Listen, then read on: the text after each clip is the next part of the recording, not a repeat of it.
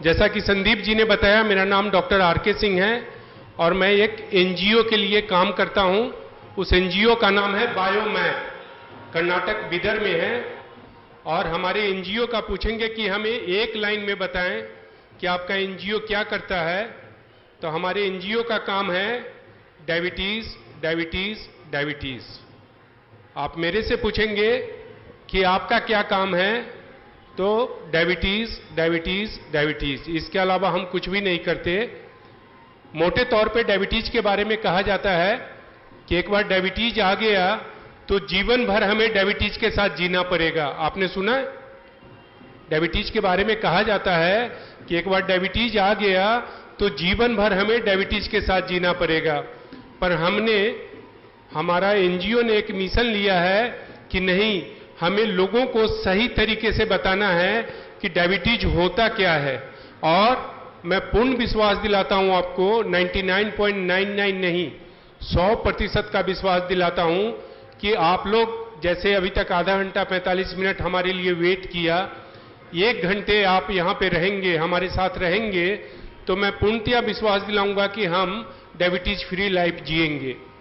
और अभी जो मैं आपसे बात करूंगा वो केवल डॉक्टर आर.के. सिंह आपसे बात नहीं करेंगे।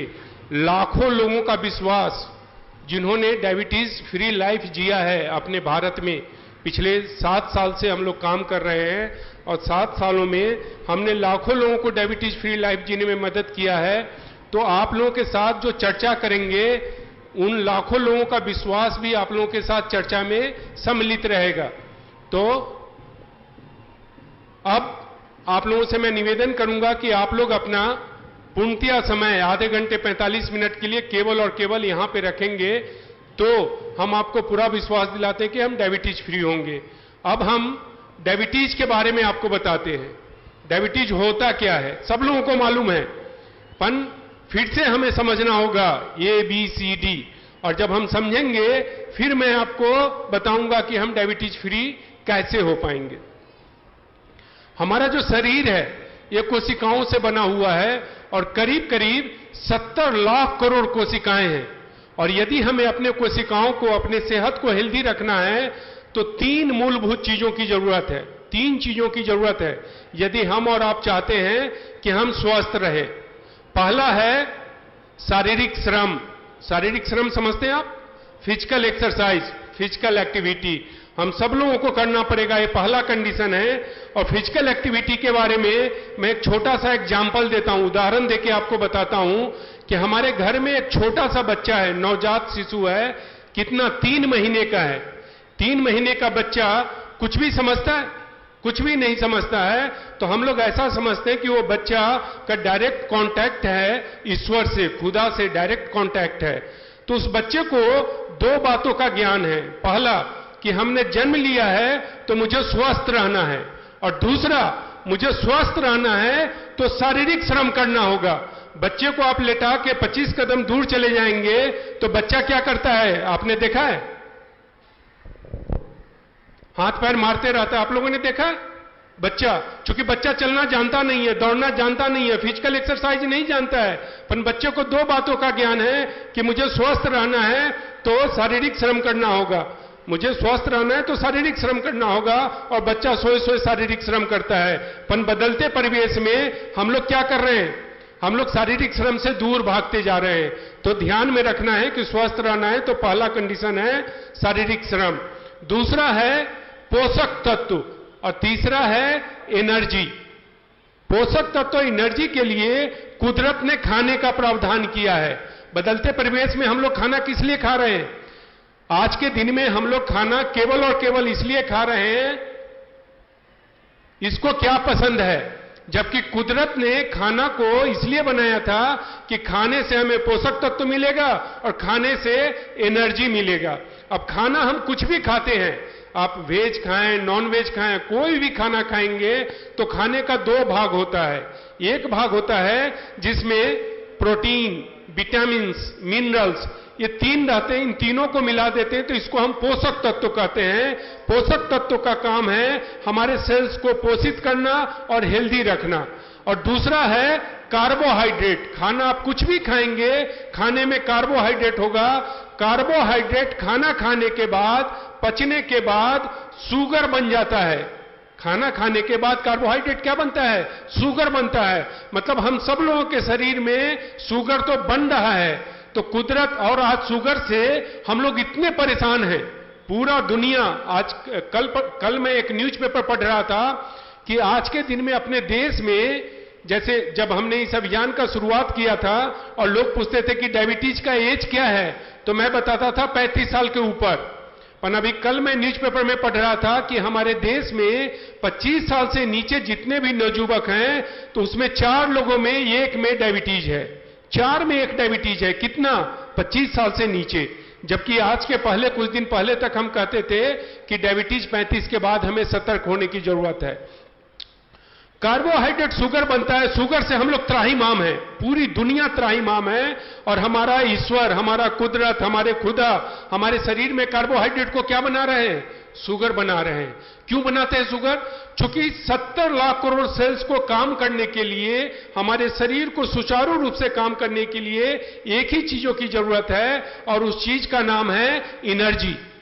एनर्जी, बिना एनर्जी का हम और आप कुछ भी नहीं है। बिना एनर्जी का हम और आप कुछ भी नहीं है। तो हमारी एनर्जी का सोर्स कहां से मिलता है? शुगर। शुगर का काम है एनर्जी बनना। अब आपके ध्यान में आ रहा है कि कुदरत क्यों कार्बोहाइड्रेट को शुगर में बनाते हैं? शुगर बनने के बाद हमारे खून में घुल जाता है। कार्बोहाइड्रेट जब शुगर बनेगा तो खून में घुल जाता है। फिर हमारे शरीर में एक अंग है लीवर, नाम आपने सुना है? लीवर। लीवर के ठीक नीचे एक छोटा सा अंग है, उसको हम लोग कहते हैं पैनक्रियाज। पैनक्रियाज का काम है इंसुलिन निकालना। इंसुलिन का नाम आपने सुना है? जब शुगर लेवल बहुत ज्यादा बढ़ जाता है तो हम लोग बाहर से इंजेक्शन लेते हैं। किस चीज का इंजेक्शन लेते हैं? इंसुलिन का। कुदरत हमारे शरीर के अंदर में एक पार्ट्स बनाया है, एक तंत्र है जिसका नाम है पैनक्रियाज। पैनक्रियाज में बीटा सेल है, और बीटा सेल का काम है इंसुलिन बनाने का। और इंसुलिन का काम क्या होता है? इंसुलिन का काम है हमारे ब्लड में जो शुगर है, उस शुगर को लेके सेल्स में पहुंचा देने का। क्योंकि एनर्जी किसको चाहिए? एनर्जी हमारे सेल्स को चाहिए। सेल्स से ही हमारा पूरा शरीर बनता है। तो इंसुलिन का काम होता है हमारे ब्लड से शुगर को ले जाके सेल्स में पहुंचा देता है। दूसरा, ऑक्सीजन। ऑक्सीजन के बारे में आप जानते हैं? हम लोग क्या कहते हैं कि ऑक्सीजन प्राण वायु है। बिना ऑक्सीजन का इंसान जिंदा नहीं रह सकता है। आप लोगों ने सुना है? पर मैं आप लोगों के ध्यान में लाता हूं कि बिना एनर्जी का इंसान 1 मिनट भी जिंदा नहीं रह सकता है। तो फिर ऑक्सीजन का और एनर्जी का आपस में क्या संबंध है? हमने ऑक्सीजन लिया, खून में घुल गया। अब हेमोग्लोबिन क्या करता है? हमारे ब्लड से ऑक्सीजन को ले जाकर सेल्स में पहुंचा देता है। आप देखेंगे सेल्स में 2 चीज पहुंच गया है। इंसुलिन ब्लड से ले जाके शुगर को सेल्स में पहुंचा दिया, और हेमोग्लोबिन हमारे ब्लड से ऑक्सीजन को ले जाके सेल्स में पहुंचा दिया। शुगर अपने आप में एनर्जी नहीं है। शुगर अपने आप में एनर्जी नहीं है। शुगर को एनर्जी बनने के लिए टूटना पड़ेगा, ब्रेक डाउन होना पड़ेगा। तो शुगर को तोड़ने का काम ऑक्सीजन करता है। आपके ध्यान में आ रहा है? शुगर को तोड़ने का काम ऑक्सीजन करता है। और शुगर में 3 एलिमेंट है, कार्बन, हाइड्रोजन, ऑक्सीजन। मतलब शुगर में भी ऑक्सीजन है। तो ऑक्सीजन एनर्जी बनता है। और यही कारण है कि ऑक्सीजन को हम प्राण वायु कहते हैं। आपके ध्यान में आया कि हमारे शुगर का जो ऑक्सीजन है और हमने जो बाहर से ऑक्सीजन लिया, दोनों मिलके एनर्जी बनता है। और उस एनर्जी से हमारा पूरा शरीर संचालित हो रहा है। हमारा आंख, हमारा ब्रेन, हमारा हार्ट। अपना हार्ट 24 घंटा काम करता है। आपने हार्ट को कभी रेस्ट करते देखा है? हार्ट कभी रेस्ट नहीं करता है। 24 घंटा काम करने के लिए इसको एक ही चीज की जरूरत है, एनर्जी। और 24 घंटा में जो एनर्जी ये कंज्यूम करता है, उसको आप कैप्चर करके ट्रक में डाल देंगे तो ट्रक 32 किलोमीटर चलेगी। ये मैं आपके ध्यान में लाने के लिए बता रहा हूं कि हमारे शरीर को कितनी एनर्जी की जरूरत है, हमारे हार्ट को कितनी एनर्जी की जरूरत है। अब किसी कारण से हमारे ब्लड से शुगर सेल्स में नहीं जाता है। यहां तक समझ में आ गया कि एनर्जी बनता कैसे है, शुगर से एनर्जी कैसे बनता है। अब किसी कारण से हमारे ब्लड से शुगर सेल्स में नहीं जाता है, तो इसका मतलब ब्लड में शुगर बढ़ना शुरू होगा कि नहीं होगा? ब्लड में शुगर बढ़ना शुरू होगा। तो ब्लड में जो शुगर बढ़ता है उसको डायबिटीज कहते हैं। पर यहां पे ध्यान देने वाली बात है कि ब्लड में जो शुगर बढ़ रहा है वो तो डायबिटीज का प्रमाण है। परिणाम क्या है? परिणाम है कि हमको एनर्जी कम मिलना शुरू हो गया। आप समझ रहे हैं? इसलिए डायबिटीज होते सबसे पहले हमें क्या होता है? थाक लगना शुरू हो जाता है। थाक मतलब थकावट लगना शुरू हो जाता है। हमारी फिजिकल कैपेसिटी काम करने की धीरे धीरे घटना शुरू हो जाता है। कॉन्स्टिपेशन होना शुरू हो जाएगा। डायबिटीज हुआ और आपको कॉन्स्टिपेशन। क्यों कॉन्स्टिपेशन होता है? क्योंकि आपके डाइजेस्टिव सिस्टम को काम करने के लिए जो चीज की जरूरत है वो है एनर्जी, और जब उसको एनर्जी नहीं मिलेगा तो सही तरीके से डाइजेस्टिव सिस्टम काम नहीं करेगा। डायबिटीज हुआ और आप देखेंगे कि कॉन्स्टिपेशन होना शुरू हो गया, हमें थकावट होना शुरू हो गया। हमारी शारीरिक क्षमता, जो हम 15 घंटा काम करते थे, अब 4 घंटे 5 घंटे काम करने के बाद ही लगता है मुझे थकना शुरू हो गया, हमें थोड़ा सा आराम करना चाहिए। क्यों? क्योंकि शुगर का काम था एनर्जी बनना, अब शुगर प्रॉपर एनर्जी नहीं बन रहा है। अब ऐसा कौन सा कारण है कि हमारे ब्लड से शुगर सेल्स में नहीं जाता है? आज से 25 साल पहले केवल 3 कारण था, और जब तक ये 3 कारण था हमारे और आपके लिए चिंता का विषय नहीं था। पर पिछले 25 वर्षों में 2 कारण और ऐड हुआ, जिस कारण के बारे में हमने भारत सरकार को 2005 में department of biotechnology, ministry of science and technology, government of India को एक रिसर्च रिपोर्ट बना के भेजा था कि 2 कारण और बदल रहा है, और इस 2 कारण के कारण भारत में डायबिटीज बहुत तेजी से बढ़ेगा। 2015 में भारत सरकार ने मुहर लगाया कि भारत में डायबिटीज महामारी का रूप ले चुका है। महामारी समझते हैं आप? हर घर में जब कोई बीमारी फैलना शुरू हो जाए तो उसको हम महामारी कहते हैं। और 2015 में भारत सरकार ने इस बात को स्वीकार किया कि भारत में डायबिटीज महामारी का रूप ले चुका है, जिसको हमने 2005 में उनको एक रिपोर्ट बना के भेजा था कि इस कारण से डायबिटीज तेजी से बढ़ेगा। तो शुरू के जो 3 कारण हैं वो 3 कारण है। पहला, हेरिडेटरी, मतलब हमारे दादा दादी, नाना नानी, माता पिता को होगा तो हम में होने की संभावना थी।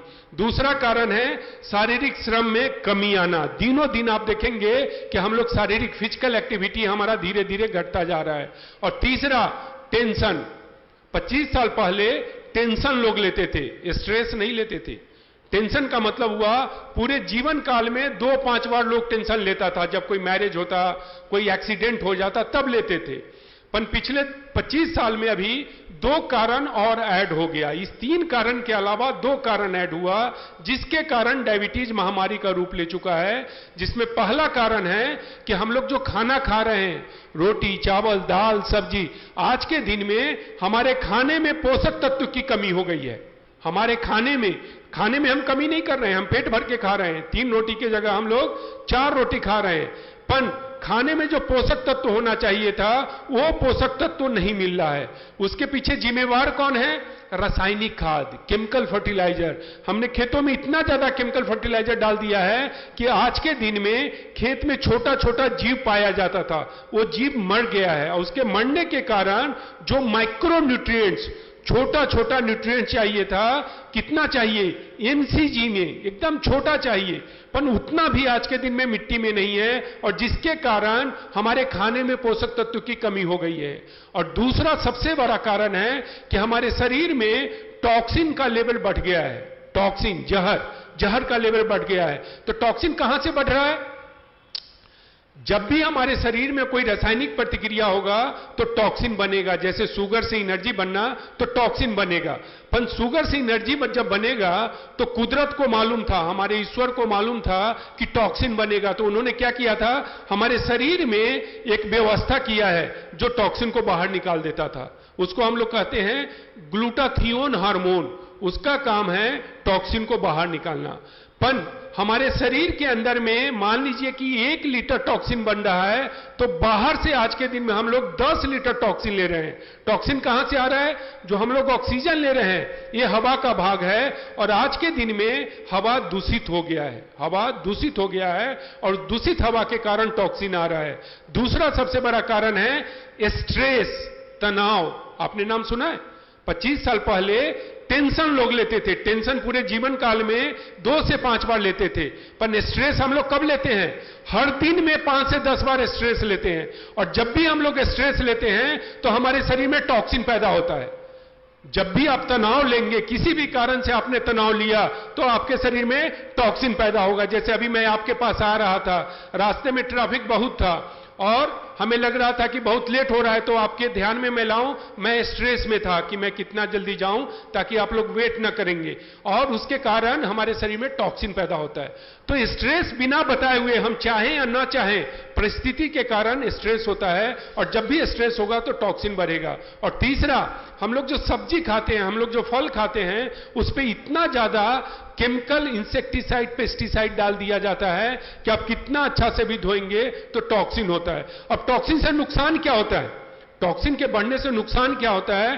टॉक्सिन के बढ़ने से हमारे शरीर में जो सेल्स है वो पोषक तत्व को एब्जॉर्ब नहीं कर पाता, न्यूट्रिशन को एब्जॉर्ब नहीं कर पाता, और दूसरा, सेल्स का फंक्शंस इंपेयर हो जाता है। अब देखेंगे कि 5 कारण है।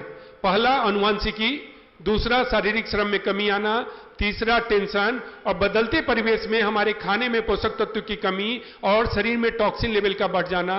इसके कारण बीटा सेल का नंबर घटना शुरू हो गया। हमारे पैनक्रियाज में जो बीटा सेल है, जिसका काम है इंसुलिन बनाना, बीटा सेल का नंबर घटना शुरू हो गया, और बीटा सेल के नंबर घटने के कारण इंसुलिन सही से नहीं बन पा रहा है, और जब इंसुलिन सही से नहीं बन पाएगा तो हमारे ब्लड से शुगर सेल्स में पहुंच नहीं पाता। इसको हम डायबिटीज कहते हैं। अब डायबिटीज के बारे में आपके ध्यान में आया कि डायबिटीज के कारण क्या है, और जो 2 कारण मैं बताया कि खाने में पोषक तत्व की कमी हो जाना और दूसरा हमारे शरीर में टॉक्सिन लेवल का बढ़ जाना, इससे हम लोग कोई भी आदमी बच नहीं सकते। इस 2 कारण से हम सब लोग इस 2 कारण में आ गए, और यही कारण है कि डायबिटीज घर घर में पाया जा रहा है। अब ऐसा क्यों कहा जाता है कि डायबिटीज हो गया तो जीवन भर डायबिटीज के साथ जीना पड़ेगा? आपके ध्यान में मैं लाता हूं, ऐसा क्यों कहा जाता है? जब भी हमें डायबिटीज होता है तो हम लोग दवा लेना शुरू करते हैं, एलोपैथिक मेडिसिन लेना शुरू करते हैं। और मैं भारत की बात नहीं करता हूं, आप यूरोप चले जाएं, आप अमेरिका चले जाएं, तो दवा का नाम अलग होगा, कंपनी का नाम अलग होगा, पर जो एलोपैथ दवा में सॉल्ट, केमिकल यूज होता है, मोटे तौर पे 2 सॉल्ट यूज होता है। पहला का नाम है ग्लिमिप्राइड और दूसरे का नाम है मेटफॉर्मिन। जो लोग डायबिटिक हैं वो लोग अपने दवा को पीछे से उलट के देखेंगे तो उसमें सॉल्ट कौन सा यूज होता है? ग्लिमिप्राइड और मेटफॉर्मिन। हमने क्या बताया कि आज के दिन में हमारा बीटा सेल का नंबर घटता जा रहा है, पर हम लोग जो ग्लिमिप्राइड ले रहे हैं वो केवल और केवल हमारे बीटा सेल को जाके स्टिमुलेट कराता है, उसको थप्पड़ लगाता है कि तुम इंसुलिन ज्यादा निकालो, पर बीटा सेल का नंबर तो घटना जारी है। आपके ध्यान में आ रहा है? हमारे शरीर में, हमारे पैनक्रियाज का बीटा सेल का नंबर घटना जारी है, और हम लोग जो दवा ले रहे हैं वो बीटा सेल के नंबर को नहीं बढ़ा रहा है, वो केवल और केवल बीटा सेल को जाके कहता है कि आप ज्यादा से ज्यादा इंसुलिन निकालो। पर जब बीटा सेल का नंबर घटेगा तो सही तरीके से इंसुलिन निकाल पाएगा? नहीं निकाल पाएगा, और यही नतीजा होता है कि हम जीवन भर डायबिटीज के साथ हमें जीना पड़ता है। और जो मेटफॉर्मिन है, मेटफॉर्मिन 2 तरीके से हमारे शरीर पे काम करता है। सबसे पहले हमारे ब्लड से कोलेस्ट्रॉल को कम करता है, क्योंकि ब्लड में कोलेस्ट्रॉल लेवल बढ़ा रहेगा तो इंसुलिन सही से यूज नहीं हो पाता। और दूसरा, आपके ब्लड से शुगर को एब्जॉर्ब करेगा, इंटेस्टिनल, किडनी, यूरिन के द्वारा बाहर निकाल देगा। अब यूरिन से जब शुगर बाहर निकलेगा तो हमारे रिपोर्ट में शुगर कम दिखेगा, दिखेगा कि नहीं? क्योंकि हमारे यूरिन से शुगर बाहर निकल रहा है तो रिपोर्ट में शुगर कम दिखेगा। हम लोग रिपोर्ट देख के खुश हो जाएंगे कि मेरे ब्लड में शुगर कम पाया गया है। पर कुदरत ने शुगर को क्यों बनाया था? यूरिन से बाहर निकलने के लिए या हमारे सेल्स में जाके सेल्स को इनर्जाइज करने के लिए, हमें एनर्जी देने के लिए कुदरत ने शुगर को बनाया था कि सेल्स में जाके एनर्जी देने के लिए। यही कारण है कि आप देखेंगे कि शुगर लेवल शायद हमारा कंट्रोल होता है, पर फिर भी हम लोग शारीरिक तकलीफ से गुजरते हैं। हमारी शारीरिक क्षमता काम करने का धीरे धीरे घटता जा रहा है। आपके ध्यान में आ रहा है? और ये 2 कारण के कारण जो हम लोग मेडिसिन खा रहे हैं, पूरे जीवन हमें डायबिटीज के साथ जीना पड़ता है। क्योंकि प्रॉब्लम क्या है? प्रॉब्लम है कि बीटा सेल का नंबर घटता जा रहा है, और जो भी हम दवा खा रहे हैं वो बीटा सेल के नंबर को नहीं बढ़ा रहा है। तो इसके कारण हम पूरे जीवन डायबिटीज के साथ जीते हैं। हमने जैसा आपको बताया कि 2005 में भारत सरकार को हम लोग एक रिपोर्ट बना के दिए थे और एक निवेदन किए थे कि आप यदि हमें थोड़ा सा फंड देते हैं तो एक हर्बल प्रोडक्ट पे हम लोग रिसर्च करेंगे। चूंकि हर्बल प्रोडक्ट के लेने से कोई नुकसान नहीं होता है, तो हम घर घर जाके पहुंचा सकते हैं। एलोपैथ दवा में क्या होता है कि एलोपैथ दवा का डोज थोड़ा सा ज्यादा हो जाएगा तो आपको नुकसान ज्यादा हो जाता है। हर्बल प्रोडक्ट में पूरा बोतल हम यदि पी जाते हैं तो हमें नुकसान नहीं होता है। और भारत में डॉक्टरों की संख्या पहले से बहुत कम है, तो हमने भारत सरकार को निवेदन किया था और हम लोग बहुत भाग्यशाली रहे। हमारी संस्था जो बायोमैप है भाग्यशाली रहा और हमें भारत सरकार से 3 साल के लिए थोड़ा थोड़ा फंड मिला था कि आप लोग हर्बल प्रोडक्ट पे रिसर्च कीजिए। और 3 साल के रिसर्च के बाद हमारे बायोमैप का एक प्रोडक्ट निकल के आया, उसका नाम है जियोडायफ्रीन। जियोडायफ्रीन हर्बल प्रोडक्ट है, वो कोई भी इंसान ले सकता है। जियोडायफ्रीन लेने के लिए हमें बीमार होने की जरूरत नहीं है। जो भी इंसान दूध पीता है वो इंसान जियोडायफ्रीन को ले सकता है। तो जियोडायफ्रीन काम कैसे करता है वो मैं आपके ध्यान में लाता हूं कि जियोडायफ्रीन के लेने से हमें फायदा क्या होता है। सबसे पहले जियोडायफ्रीन के लेने से हमारे शरीर में जो बचा हुआ टॉक्सिन है उसको बाहर निकालता है। रेजिडुअल टॉक्सिन जो कुदरत के निकालने के बाद बच गया है उस टॉक्सिन को बाहर निकालता है। और दूसरा, हमारे पैनक्रियाज को जो जो न्यूट्रिशन चाहिए, करीब करीब 27 न्यूट्रिशन चाहिए। आपके पैनक्रियाज को बीटा सेल को रीजनरेट करने के लिए कितना न्यूट्रिशन चाहिए? करीब करीब 27 न्यूट्रिशन चाहिए। वो सारा न्यूट्रिशन हम लोग अपने रिसर्च के द्वारा मेडिसिनल प्लांट्स को आइडेंटिफाई किए थे और उससे अर्क निकाल के जियोडायफ्रीन में डाले हैं। तो धीरे धीरे बीटा सेल का नंबर बढ़ना शुरू हो जाता है। 2 दिन, 5 दिन, 10 दिन, 15 दिन में आपको रिजल्ट नहीं मिलेगा, पर 15 दिन के बाद आपको लगने लगेगा कि हां हमारे शरीर में कुछ हो रहा है। क्यों? क्योंकि ये बीटा सेल को जाके इंसुलिन निकालने के लिए नहीं कहता है, ये बीटा सेल के नंबर को बढ़ाना शुरू करता है। और जब बीटा सेल का नंबर बढ़ेगा तो स्वाभाविक तौर पे इंसुलिन सही मात्रा में निकलना शुरू होगा। दूसरा, कोलेस्ट्रॉल को कम करता है। और तीसरा, हमारे शरीर में हेमोग्लोबिन लेवल को बढ़ाता है। हमने क्या बताया आपको कि हेमोग्लोबिन बहुत ही महत्वपूर्ण रोल अदा करता है। हेमोग्लोबिन हमारे ब्लड से ऑक्सीजन को ट्रांसपोर्ट करता है और ऑक्सीजन शुगर को एनर्जी में तब्दील करता है। तो आप देखेंगे कि शुगर को एनर्जी बनाने के लिए जितने भी हमारे शारीरिक तंत्र प्रभावी रूप से काम कर रहे हैं वो सारे तंत्र पे जियोडायफ्रीन काम कर रहा है। पहला, बॉडी को डिटॉक्सिफाई करता है। दूसरा, पैनक्रियाज को प्रॉपर न्यूट्रिशन देके बीटा सेल के नंबर को बढ़ाता है। दूसरा, कोलेस्ट्रॉल को मैनेज करता है। और तीसरा, हेमोग्लोबिन लेवल को बढ़ाता है और नहीं तो हेमोग्लोबिन लेवल को मेंटेन करता है। डायबिटीज होने के 6 महीने से साल भर जाते जाते हेमोग्लोबिन लेवल नीचे रहना शुरू हो जाता है, तो हेमोग्लोबिन पे भी काम करता है। नतीजा होता है कि 6, 7, 8 महीना जाते जाते, 4 से 8 महीना जाते जाते हम डायबिटीज फ्री हो जाते हैं। अब डायबिटीज कंट्रोल, हम लोगों ने सुना है डायबिटीज कंट्रोल, अभी तक हम लोग कौन सा वर्ड सुने हैं कि शुगर कंट्रोल होता है, डायबिटीज कंट्रोल होता है। पर आज मैं आपके ध्यान में लाता हूं कि हम डायबिटीज फ्री होते हैं। तो डायबिटीज कंट्रोल और डायबिटीज फ्री में बेसिक अंतर क्या है? डायबिटीज कंट्रोल का मतलब होता है कि हम एलोपैथ दवा ले रहे हैं और शायद हमारा शुगर लेवल कंट्रोल है, पर उसके बावजूद हमें शारीरिक तकलीफ से गुजरना पड़ता है, फिजिकल कॉम्प्लिकेशन से गुजरना पड़ता है डायबिटीज कंट्रोल में। तो डायबिटीज कॉम्प्लिकेशंस, जो डायबिटीज के कॉम्प्लिकेशंस है उसको हमने 2 भागों में बांटा है। एक भाग है उसको हम कहते हैं पीडीसी, प्रीलिमिनरी डायबिटीज कॉम्प्लिकेशंस।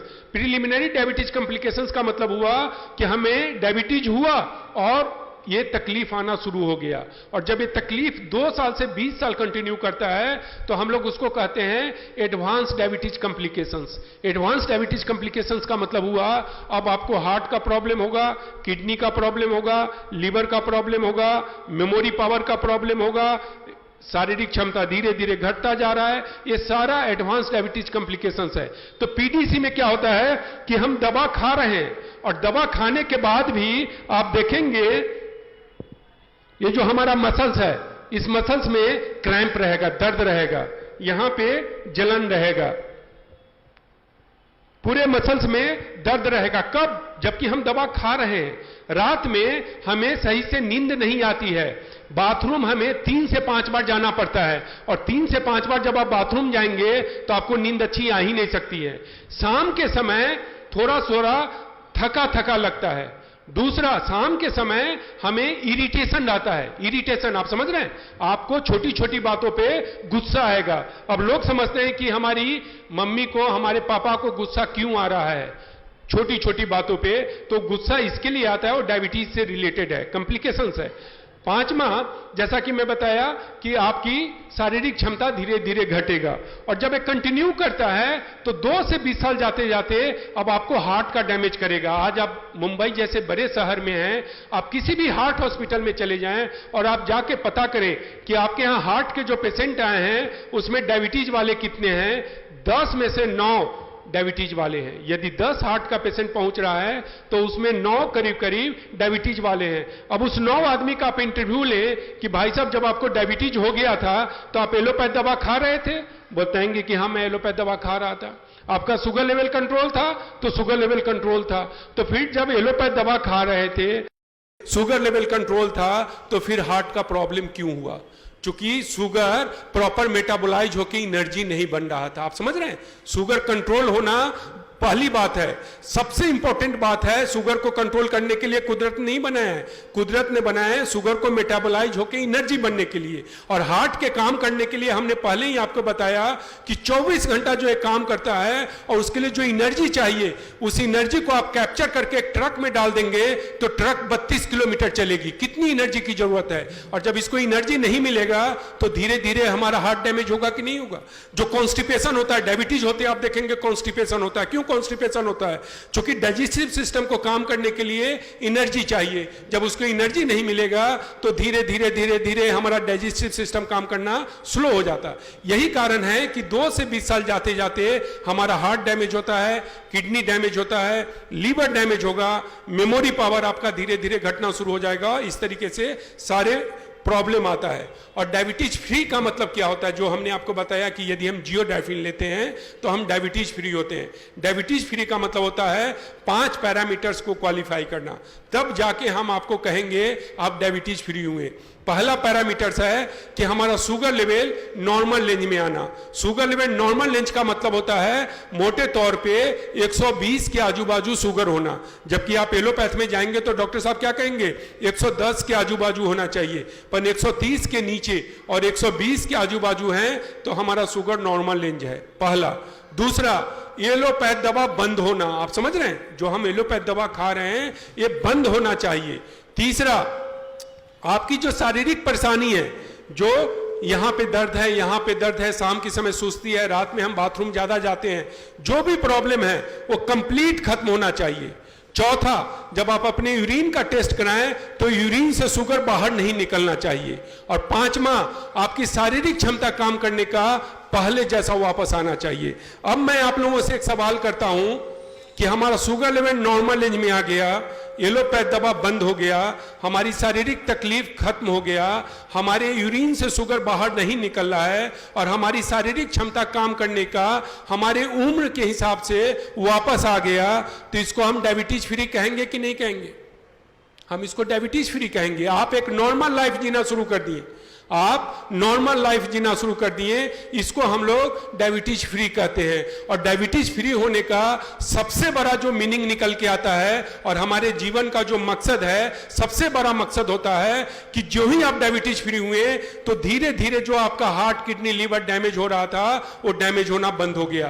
क्योंकि उसको जितनी एनर्जी चाहिए, एनर्जी मिलना शुरू हो गया, हार्ट को, किडनी को, लीवर को, ब्रेन को। तो जो धीरे धीरे डैमेज हो रहा था वो डैमेज होना बंद हो गया। और दूसरा, हमारे भगवान, हमारे ईश्वर, हमारे कुदरत, हमारे खुदा हमारे शरीर को इस तरीके से बनाया है कि यदि आपके शरीर को सही से एनर्जी मिलता रहे, सही से पोषक तत्व मिलता रहे और आपके शरीर में टॉक्सिन नहीं हो, तो जो डैमेज पार्ट है कुछ हद तक अपने आप रिपेयर हो जाता है। उसमें जियोडाइफिन का कोई रोल नहीं है।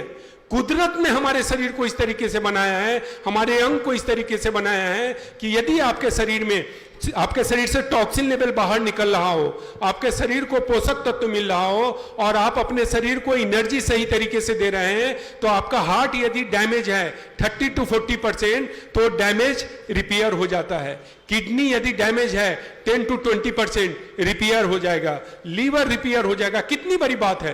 तो डायबिटीज फ्री होने का जो सबसे बड़ा मकसद निकल के आता है कि हमारे समाज में, हमारे परिवार में जो हार्ट, किडनी, लीवर के कारण त्रासदी आ रही थी, उस त्रासदी से हम बच जाएंगे। और जैसा कि मैं बताया कि अभी कल मैं न्यूज़पेपर में पढ़ रहा था कि 25 साल से कम के उम्र के बच्चे को डायबिटीज हो रहा है, 2 से 20 साल, मतलब मैं बोलता हूं कि 20 साल में ही उनको हार्ट का प्रॉब्लम आता है।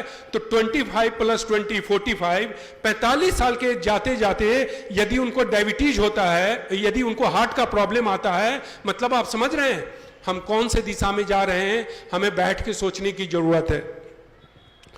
पर डायबिटीज फ्री होना, आप देखेंगे कि आप कहीं जाके आप बताएंगे, मुंबई में आप लोग हैं, मुंबई में एक से एक डॉक्टर हैं, दिल्ली में बड़े से बड़े डॉक्टर हैं, आप जाके डॉक्टर साहब को कहेंगे कि डॉक्टर साहब मैं तो लाख रुपया देता हूं, मुझे डायबिटीज फ्री होना है, तो डॉक्टर साहब आपको देख के हंसेंगे कि कहां से इंसान आ गया, डायबिटीज फ्री होने की बात करता है। डायबिटीज फ्री नहीं होता है। कोई पागल इंसान आपको आके बता के गया और आप पागल हो गए और आप हमारे पास आ गए कि मुझे डायबिटीज फ्री होना है। डायबिटीज फ्री नहीं होता है। डायबिटीज केवल क्या होता है, कंट्रोल होता है। आप समझ रहे हैं, केवल कंट्रोल होता है।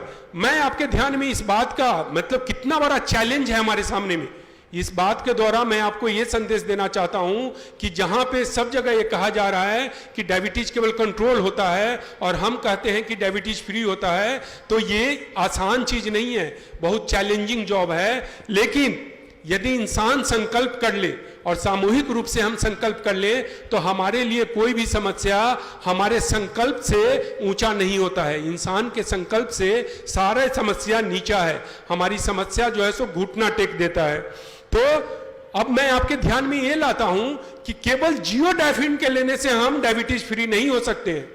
केवल हम जियोडाइफिन को ले लेंगे तो हम डायबिटीज फ्री नहीं हो सकते हैं। जियोडाइफिन के साथ आपको थोड़ा सा तब्दीली करना होगा। किसमें? खाने पीने में।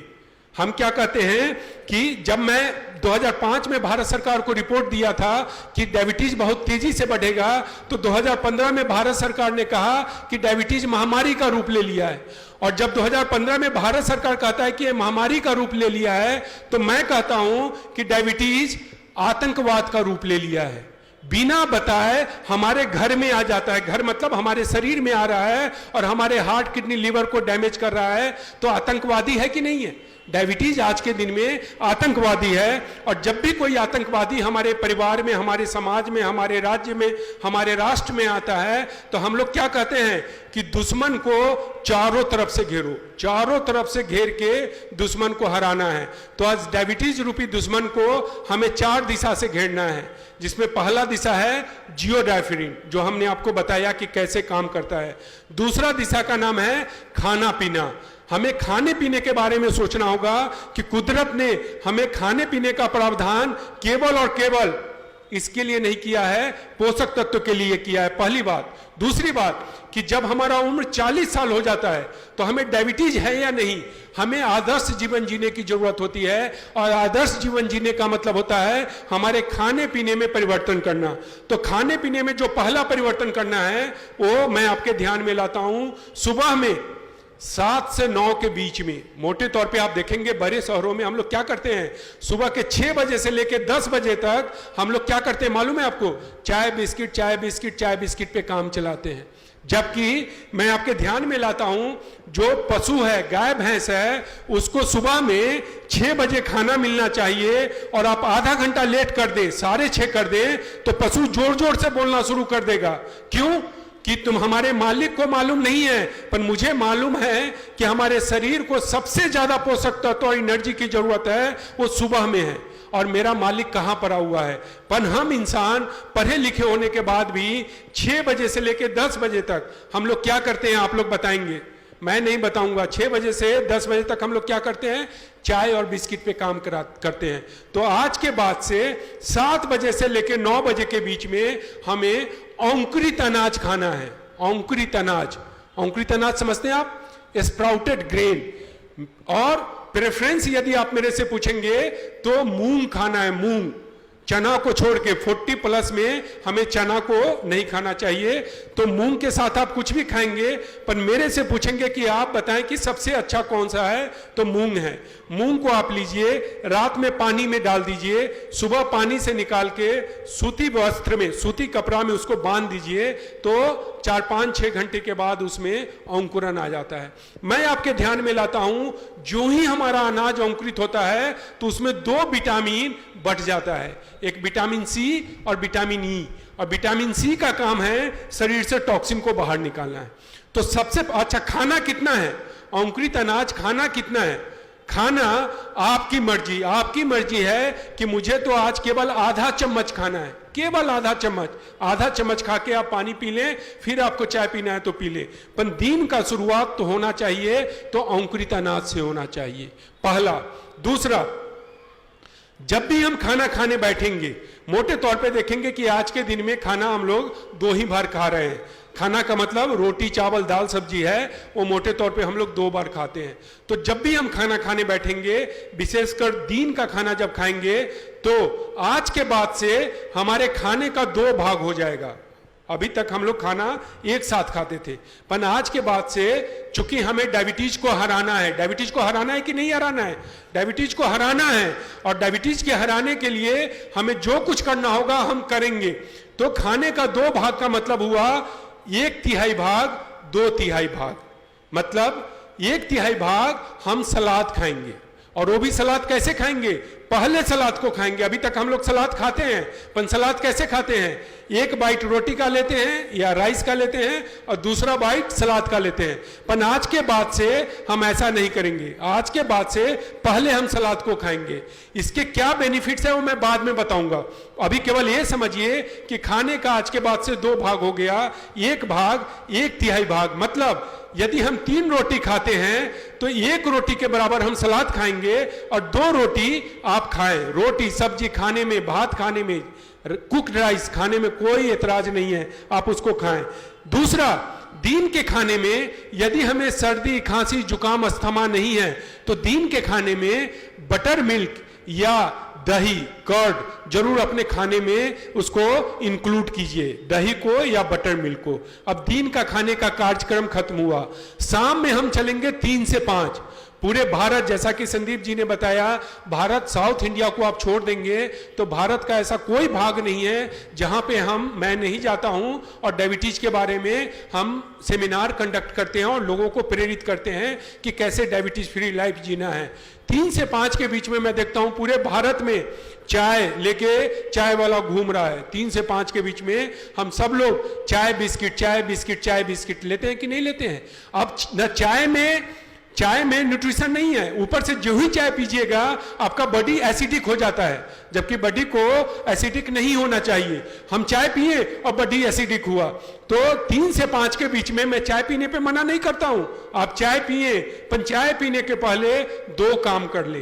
पहला, थोड़ा सा कोई फल खा ले या सलाद खा ले या अंकुरित अनाज खा ले और पानी पी ले, क्योंकि पानी के पीने से आपका बॉडी अल्कानाइज होता है और चाय पिएंगे तो एसिडिटी होगा, बॉडी के पीएच को न्यूट्रल करेगा। आप समझ रहे हैं? तो कभी भी चाय पीने के पहले हमें थोड़ा सा पानी पीना चाहिए। और शाम के समय जो आपको मैं बताया कि फल खाना है, अंकुरित अनाज खाना है, इसमें न्यूट्रिशन है और साथ में फल में फाइबर होता है। फाइबर का कितना महत्व है हमारे जीवन में वो मैं आपको बाद में बताऊंगा। पहले हम इतना समझते हैं कि शाम के समय या तो हम सलाद खा लेंगे या अंकुरित अनाज या फल। कितना खाना है मर्जी आपकी, मेरे तरफ से कोई कंडीशन नहीं है कि 200 ग्राम खाना है, 100 ग्राम खाना है, 50 ग्राम खाना है ना, आपकी मर्जी। तो बस 1 पीस खा ले, उसके बाद आप चाय पी लें। रात के खाने में आप चलेंगे तो रात के खाने में फिर से 1/3 भाग 2/3 भाग, 1/3 भाग हमें सलाद खाना है और 2/3 भाग हम जो खाना खाते हैं वो खाना खाएंगे। अब सलाद की जब बात आई है तो लोगों के मन में भ्रम होता है कि सलाद में क्या खाएंगे क्या नहीं खाएंगे। क्यों? गाजर मीठा होता है, चुकंदर बीट मीठा होता है, हम इसका सलाद खाएंगे कि नहीं खाएंगे। मैं आपके ध्यान में लाता हूं, हम सलाद हर चीज का खाएंगे, चाहे वो बीट हो, चुकंदर हो, कैबेज हो। पर प्रेफरेंस सबसे अच्छा सलाद किसका होगा? डायबिटीज वाले के लिए। तो डायबिटीज वाले के लिए सबसे अच्छा सलाद माना गया है टमाटर का। जानते हैं क्यों? यदि आप अमेरिका चले जाएंगे, अमेरिका बहुत डेवलप्ड नेशन है, वहां पे आपका शुगर कंट्रोल नहीं होगा तो डॉक्टर साहब अलग से एक टैबलेट लिख के देते हैं। उस टैबलेट का नाम होता है क्रोमियम। क्रोमियम का टैबलेट देंगे, और टमाटर में क्रोमियम पाया गया है। हमारे टमाटर में नेचुरल रूप से क्रोमियम पाया गया है, जो बाहर में आप जाएंगे तो केमिकल एलोपैथिक मेडिसिन लिखा जाएगा। तो यही कारण है कि हमें सलाद में सारे चीज को खाना है, पर जब मौका मिले तो हमें टमाटर पे ध्यान रखना है। सब्जी में हमें कौन सा सब्जी खाना है और कौन सा सब्जी नहीं खाना है। तो एक आलू, बटाका, पोटैटो, आप समझ रहे हैं, आलू को, उसका सब्जी थोड़ा सा कम खाना है, बाकी सारे सब्जी का सेवन करना है। पर 5 सब्जी ऐसा है जिसका सेवन हमें ज्यादा से ज्यादा करना है। क्यों? क्योंकि इस 5 सब्जी में क्रोमियम ज्यादा पाया गया है। आप समझ रहे हैं, इस 5 सब्जी में क्रोमियम ज्यादा पाया गया है। उस 5 सब्जी का नाम है, पहला बैगन, दूसरा भिंडी, तीसरा करेला, चौथा सहजन। सहजन समझते हैं, ड्रम स्टिक, इतना बड़ा बड़ा होता है, ड्रम स्टिक, और 5वां कैबेज। फिर से मैं बताता हूं, बैगन, भिंडी, करेला, सहजन और कैबेज। ये 5 सब्जी हमारे लिए बहुत अच्छा है। हम डायबिटीज वाले के लिए 5 सब्जी अच्छा है। जब भी हमें मौका मिलना चाहिए इस सब्जी का सेवन करना चाहिए। अब मैं आपके ध्यान में लाता हूं, आप देखें कि हमने कहा कि सुबह का शुरुआत हमें अंकुरित अनाज से करना है। हमने आपको बताया कि हमें सलाद खाना है। ऐसा क्यों? ऐसा इसके लिए कि आप देखेंगे कि डॉक्टर साहब से जब आप शुगर का टेस्ट कराने जाएंगे तो डॉक्टर साहब कहेंगे पहले फास्टिंग शुगर करेंगे, और फास्टिंग शुगर के बाद आपको कुछ खिलाया जाएगा, और खिलाने के कितना घंटा के बाद आपको बुलाया जाता है? 2 घंटा के बाद। इसका मतलब हमने जो खाना खाया उसका शुगर 2 घंटे में बन जाता है। पर जो हम सलाद खाते हैं, जो अंकुरित अनाज खाते हैं, उसका शुगर बनने में 3 घंटा लगता है। 3 घंटा से ज्यादा लगेगा। मतलब हमारे शरीर में एक बार में शुगर नहीं बन रहा है। दूसरा, जो कच्चा अनाज होता है, अंकुरित अनाज या सलाद, उसके शुगर बनने की प्रक्रिया धीरे धीरे होता है, एक बार में शुगर नहीं बनता है। और तीसरा, यदि 100 ग्राम हमने सलाद खाया तो 100 ग्राम, मेरी बात को ध्यान से सुनेंगे, बहुत इंपॉर्टेंट बात मैं बता रहा हूं। हमने 100 ग्राम सलाद खाया तो 100 ग्राम सलाद में जो कार्बोहाइड्रेट है उससे 10 ग्राम शुगर बना। मेरे हिसाब को समझेंगे कि 100 ग्राम सलाद के खाने से 10 ग्राम शुगर बनता है। तब उस कच्चा अनाज को पचाने के लिए डाइजेस्टिव सिस्टम को 12 ग्राम शुगर चाहिए। मतलब उस पूरा के पूरा शुगर को शरीर खुद यूज कर लेता है, तो हमारे ब्लड में शुगर नहीं बढ़ेगा। आपके ध्यान में आ रहा है? और तीसरा, सबसे बड़ी बात मैं आपको बताता हूं कि ये इस टेबल पे पानी गिर जाता है, तो पानी गिर जाएगा, हमारे पास कपड़ा नहीं है, स्पंज है, तो स्पंज को डालेंगे तो पानी को सोख लेगा। फिर हमको पानी को बाहर जाके स्विच करेंगे, फिर डालेंगे तो पानी को सोखेगा। ठीक उसी प्रकार से जो हमने अंकुरित अनाज खाया, हमने जो सलाद खाया, उसका फाइबर, जब कार्बोहाइड्रेट शुगर बनता है तो शुगर जब ब्लड में जाता है तो पहले फाइबर खुद शुगर को एब्जॉर्ब करेगा, वो ब्लड में जाने नहीं देगा। जब उससे जो शुगर बचेगा उतना ही शुगर को ब्लड में जाने देता है, और जब ब्लड में शुगर नीचे आना शुरू हो जाएगा, आपका शरीर यूज करेगा, तो फाइबर शुगर को रिलीज करना शुरू कर देता है। कुदरत का कितना अच्छा नियम है, आप समझ रहे हैं? कुदरत का कितना अच्छा नियम है कि फाइबर पहले खुद शुगर को एब्जॉर्ब करेगा, और जब ब्लड में शुगर नीचे आना शुरू करेगा, चूंकि हमारा शरीर यूज कर रहा होता है, तो फाइबर क्या करता है? शुगर को रिलीज कर देता है। पर हमें मालूम ही नहीं है। यदि आपके खाने के बाद पीपी में शुगर बहुत ज्यादा बढ़ा है तो डॉक्टर साहब एक दवा लिख देंगे, भोगली बोस, ये केमिकल है, सॉल्ट है, क्या नाम है उसका? भोगली बोस। मैं आपके ध्यान में लाता हूं कि खाने में इस तरीके से परिवर्तन लाएंगे तो 100% शुगर को नीचे आना पड़ेगा, बिना दवा खाए हुए शुगर को नीचे आना पड़ेगा। तो आप इन बातों को ध्यान से सुनेंगे, समझेंगे। दूसरा, खाने पीने का चैप्टर खत्म हुआ तो हमने आपको 2 चैप्टर बताया, पहला जियोडाइफिड, दूसरा खाना पीना, तीसरा सोना। सोना हमारे लिए बहुत जरूरी है, आप समझ रहे हैं? और अपने देश में हमारे देश में सोने पे हम लोग कभी चर्चा नहीं करते थे, क्योंकि हम लोग क्या करते थे 8 से 9 बजे के बीच में सो जाते थे, इसलिए भारत में सोने पे कभी भी चर्चा नहीं होता था। पर आज के दिन में हमारे घर में टीवी आ गया है, टीवी, और टीवी को भी लगा कि भारतीय समाज को मैं बर्बाद नहीं कर पाया, टीवी को ऐसा लगा कि भारतीय समाज को मैं बर्बाद नहीं कर पाया, तो अमेरिका में इसका एक दोस्त बैठा हुआ था, उसको फोन किया कि हमारा दोस्त, हम भारतीय समाज को बर्बाद नहीं कर पाए, तो उसका दोस्त अमेरिका से आया और हम सब लोगों को बर्बाद करने पे तुला हुआ है। उसका नाम है व्हाट्सएप। आपने सुना है व्हाट्सएप का नाम? रात में 10 बजे के बाद, 11 बजे के बाद ज्यादातर लोग, हम लोग इसलिए जागते हैं कि हमको टीवी देखना होता है, और नहीं तो व्हाट्सएप पे हम लगे रहते हैं। जबकि हमारे शरीर में, मेरी बातों को ध्यान से सुनेंगे, हमारे शरीर में बायोलॉजिकल क्लॉक लगा हुआ है, घड़ी लगा हुआ है, और जो कुदरत है, नेचर है, उसमें एक घड़ी लगा हुआ है। इस दोनों घड़ी को आपस में जब मिलेगा तो हमें साउंड स्लीप आता है, गाढ़ी निद्रा। गाढ़ी निद्रा आना जरूरी है। अब देखें कि प्रकृति सोने कब जाती है? रात में, शाम में। आप मुंबई से बाहर कहीं गांव में चले जाएं, पक्षी का बोलना बंद हो गया, मतलब प्रकृति सोने गई। और सुबह 5:30 बजे आप बाहर निकल जाएं, 4:30 बजे आप बाहर निकल जाएं, सुबह के 4:30 बजे, तो पक्षी बोलना शुरू कर देता है। इसका मतलब प्रकृति जाग गई। तो हमें प्रकृति के जागने के पहले 2 साइकिल चलाना है। नींद का साइकिल होता है, मालूम है आपको? स्लीप का साइकिल होता है, नींद की साइकिल होता है, और एक साइकिल 2 घंटा 45 मिनट का है। नींद का साइकिल कितना है? 2 घंटा 45 मिनट का। और हम लोग को 2 साइकिल चलाना है अपने शरीर को स्वस्थ रखने के लिए। तो आप देखेंगे 2 साइकिल का मतलब हुआ 5 आवर्स 30 मिनट्स। 5.5 घंटा हम लोग को सोना चाहिए। और वो सोना 5.5 घंटा कब होना चाहिए? सुबह के 4:30 के पहले, क्योंकि 4:30 बजे के बाद प्रकृति जागना शुरू हो जाती है। तो 4:30 के पहले आप 5.5 घंटा को गिनेंगे तो हम लोग रात को जा रहे हैं 11 बजे। 11 बजे के आजू बाजू आसपास में हम लोग को सो जाना चाहिए। पर आज के दिन में हम लोग कितने बजे सो रहे हैं? 12 बजे, 12:30 बजे, 1 बजे। और घर पे कोई काम नहीं है, जो लोग काम कर रहे हैं और लेट से सोए, कोई परवाह नहीं है। पर हम लोग सोते किसके लिए हैं? व्हाट्सएप के कारण। अब देखिए हमारे शरीर में बायोलॉजिकल क्लॉक है और नेचर में क्लॉक है। मैं एग्जाम्पल के द्वारा बताता हूं। आपका कोई दोस्त, आपके परिवार का कोई सदस्य अमेरिका गया हो, तो अमेरिका जाने के बाद उससे आप ये मत पूछें कि आप कैसे हैं। उनसे आप ये पूछें कि रात में नींद अच्छी आई। वो कहेंगे नींद अच्छी नहीं आ रही है। जानते क्यों? क्योंकि वो 16 घंटे में अमेरिका पहुंच गए। और अमेरिका, यहां जब रात होता है तो अमेरिका में क्या होता है?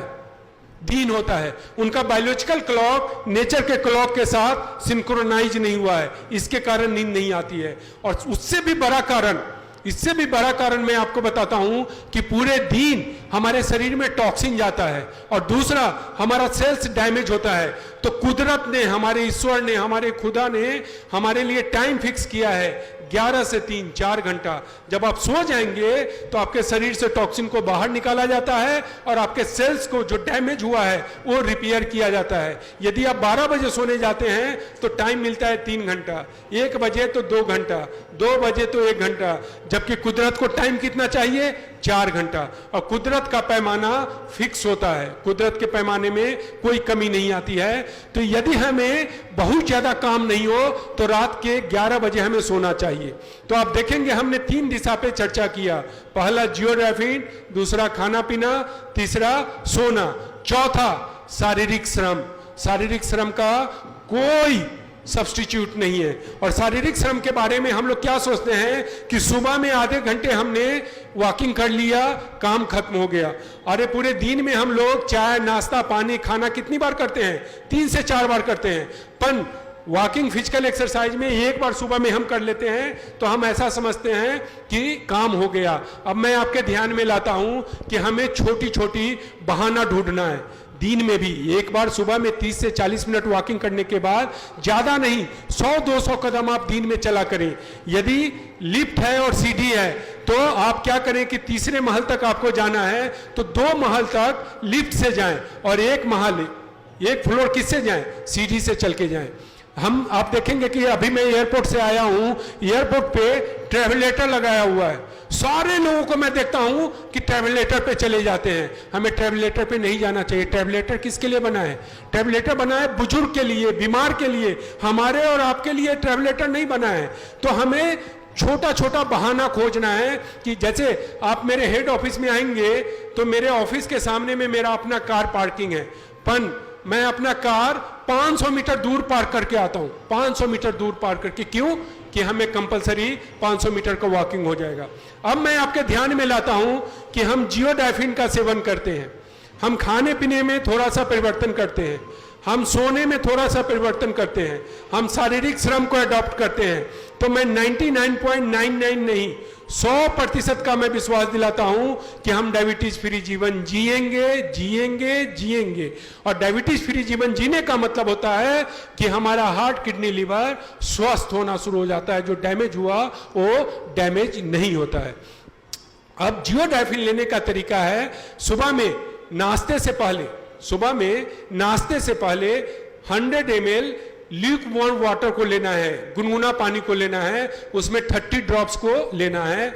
और रात में खाने के आधे घंटे के बाद फिर से 100 ml ल्यूक वार्म वाटर लेना है और उसमें 30 ड्रॉप्स को लेना है। शुरू में हमें एलोपैथ दवा को बंद नहीं करना है, क्योंकि आपका जियोडाइफिन बीटा सेल को रीजनरेट करेगा। 2 दिन, 4 दिन, 5 दिन, 10 दिन में बीटा सेल रीजनरेट नहीं होगा। तब तक हमें एलोपैथ दवा खाना होता है। 4 से 6 महीना, 7 महीना, 8 महीना जाते जाते आपका एलोपैथ दवा बंद हो जाता है। तो शुरू में हमें एलोपैथ दवा बंद नहीं करना है और इसको हम लेंगे। पर मैं इतना आपके ध्यान में लाता हूं कि 15 से 25 दिन जाते जाते, केवल 15 से 25 दिन जाते जाते आपकी जो शारीरिक तकलीफ है, यहां पे दर्द होना, यहां पे दर्द होना, शाम के समय सुस्ती होना, उसमें करीब 30 से 50% का राहत मिलेगा शारीरिक श्रम में। भले ही आपका शुगर जो है वो शायद ना घटे 15 से 25 दिन में, पर जो शारीरिक तकलीफ है उसमें 30 से 50% का रिलीफ मिलेगा। और 1 महीना पूरा होते होते आपका शुगर लेवल नीचे आना शुरू हो जाएगा। मोटे तौर पे आप देखेंगे कि हम एलोपैथ दवा ले रहे होते हैं, इंसुलिन ले रहे होते हैं, फिर भी शुगर लेवल बढ़ा होता है। तो जब शुगर लेवल धीरे धीरे 120 के आजू बाजू आ जाता है तो हम एलोपैथ दवा को धीरे धीरे कम करते हैं, हम इंसुलिन को धीरे धीरे कम करेंगे। इसके बारे में हमारे यहाँ पे महाराष्ट्र के हमारे संयोजक हैं संदीप तलवार जी, वो भी आपको इसके बारे में गाइड करेंगे, आपको एडवाइज करेंगे। और इवन आप अपने फैमिली फिजिशियन से मिलेंगे तो आपके दवा को कम करेंगे, या जैसे भी होगा हम आपको बताएंगे कि कैसे कम करना है। पर शुरू में उसको कम नहीं करना है।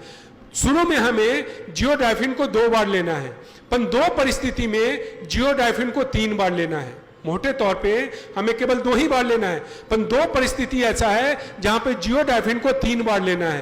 पहला परिस्थिति है कि यदि हम इंसुलिन का इंजेक्शन ले रहे हैं, जैसे आप देखेंगे कि कुछ लोग ऑलरेडी इंसुलिन का इंजेक्शन लेते हैं, तो इंसुलिन के इंजेक्शन के केस में 3 बार लेना है।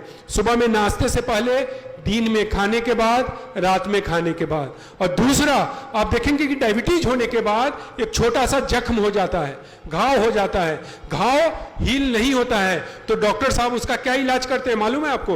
वो कहेंगे कि इसको सर्जरी करके कट कर दो। अब डॉक्टर साहब से आप पूछेंगे कि ये जो कट करेंगे तो जख्म हुआ कि नहीं, ये जख्म भरेगा? तो डॉक्टर साहब कहेंगे ईश्वर के ऊपर छोड़ दो, अपने खुदा के ऊपर छोड़ दो। और यदि ये जख्म नहीं भरा तो डॉक्टर साहब अब आपको क्या कहेंगे? यहां से कट करना पड़ेगा, फिर यहां से कट करना पड़ेगा। कितनी मानसिक त्रासदी से हमारे डायबिटीज वाले सफर करते हैं। पर मैं आज सब लोगों को विश्वास दिलाता हूं कि घाव हील होगा। वहां पे करना क्या है कि जियोडाइफिन को 3 बार लेना है, सुबह नाश्ते से पहले, दिन में खाने के बाद, रात में खाने के बाद। दूसरा, उसी जियोडाइफिन को कॉटन पे, रुई पे लेके और जहां जख्म है वहां लगाना है 2 बार। उसी जियोडाइफिन को जख्म पे लगाएंगे। 15 से 20 दिन जाते जाते हमारे जख्म को हील होना है। कितनी बड़ी बात है। नहीं तो डायबिटीज वाली के लिए मानसिक त्रासदी होता है, यदि घाव हो जाए तो घाव हील नहीं होता है। तो जियोडाइफिन को आप देखेंगे कि जियोडाइफिन हमें डायबिटीज फ्री लाइफ जीने में मदद करता है, पर मोटे तौर पे जियोडाइफिन के 2-3 और अच्छे गुण है। जियोडाइफिन लेने से हमें और 2-3 फायदा होता है। पहला फायदा होता है कि यदि गैस एसिडिटी कॉन्स्टिपेशन है तो 5 से 7 दिन जाते जाते गैस एसिडिटी कॉन्स्टिपेशन में हमें राहत मिलता है। लोग आपको कहेंगे कि मुझे कॉन्स्टिपेशन, मुझे एसिडिटी पिछले 20 सालों से एसिडिटी है, मैं दवा खा खा के परेशान हो गया। अब उनको कहेंगे कि उस बात को आप एक तरफ रख दें, जियोडाइफिन ले, 5 से 7 दिन जाते जाते गैस एसिडिटी कॉन्स्टिपेशन में राहत मिलेगा। कभी कभी 1-2 दिन आगे पीछे होगा, आप समझ रहे हैं, पर गैस एसिडिटी कॉन्स्टिपेशन को जाना पड़ेगा। तीसरा, माइग्रेन हेडेक का आप नाम समझते हैं? सिर में दर्द होता है, आदसीसी, एक बार हो गया तो 4 घंटे से 72 घंटे होता है। हम त्राहिमाम मचाने लगते हैं। केवल आप दवा खाएंगे तो राहत मिलेगा, हर महीने आएगा, पर कंप्लीट राहत कभी नहीं मिलेगा। मैं आपको विश्वास दिलाता हूं, जियोडाइफिन लेंगे तो पहले महीने में आपको कोई राहत नहीं मिलेगा माइग्रेन हेडेक में, दूसरे महीने में कोई राहत नहीं मिलेगा, पर तीसरे महीने से माइग्रेन हेडेक को जाना पड़ेगा। माइग्रेन हेडेक आपको कभी नहीं आएगा। क्यों समझते हैं आप?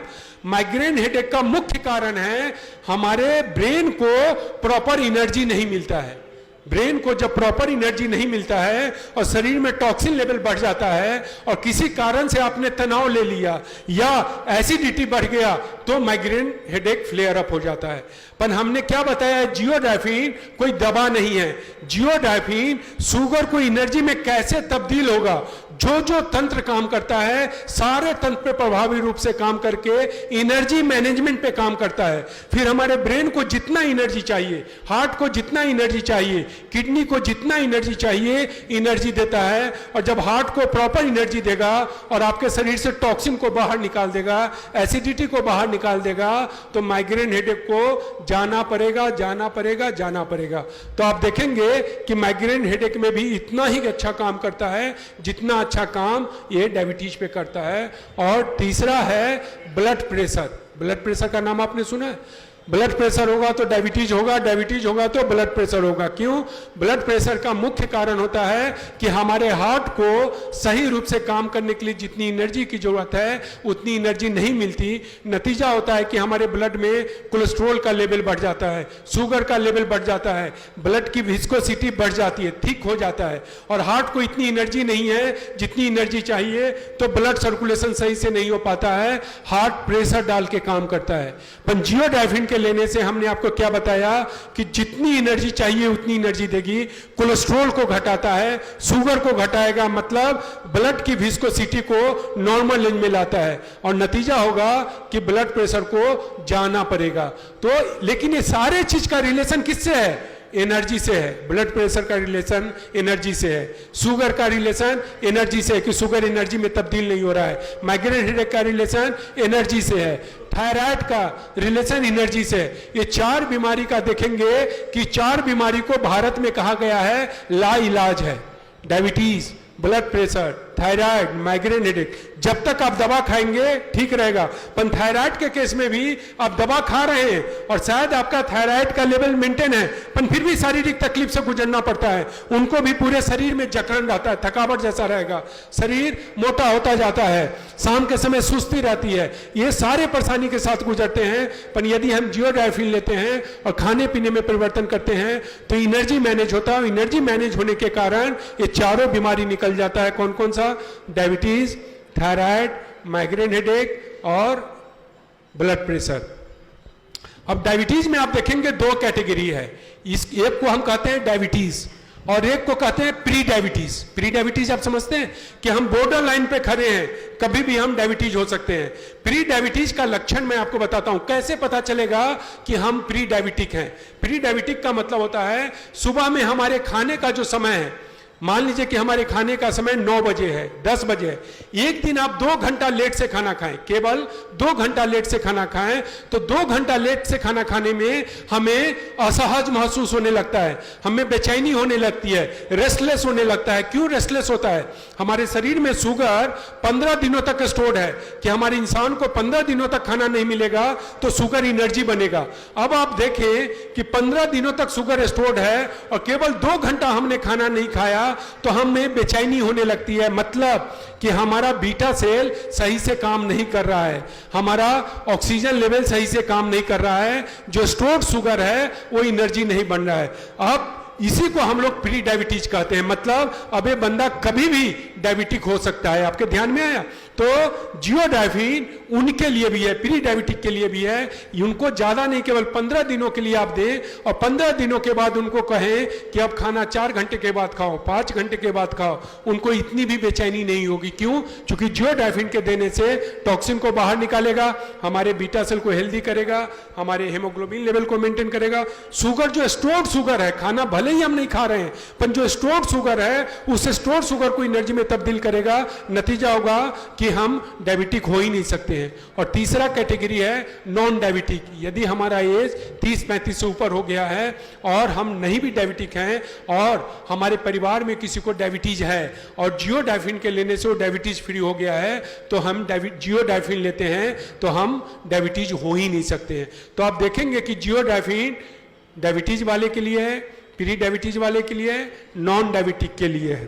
अब मुझे जो आपको बताना था डायबिटीज के बारे में, जियोडाइफिन के बारे में, खाने पीने के बारे में, हमने बताने का एक विनम्र प्रयास किया है।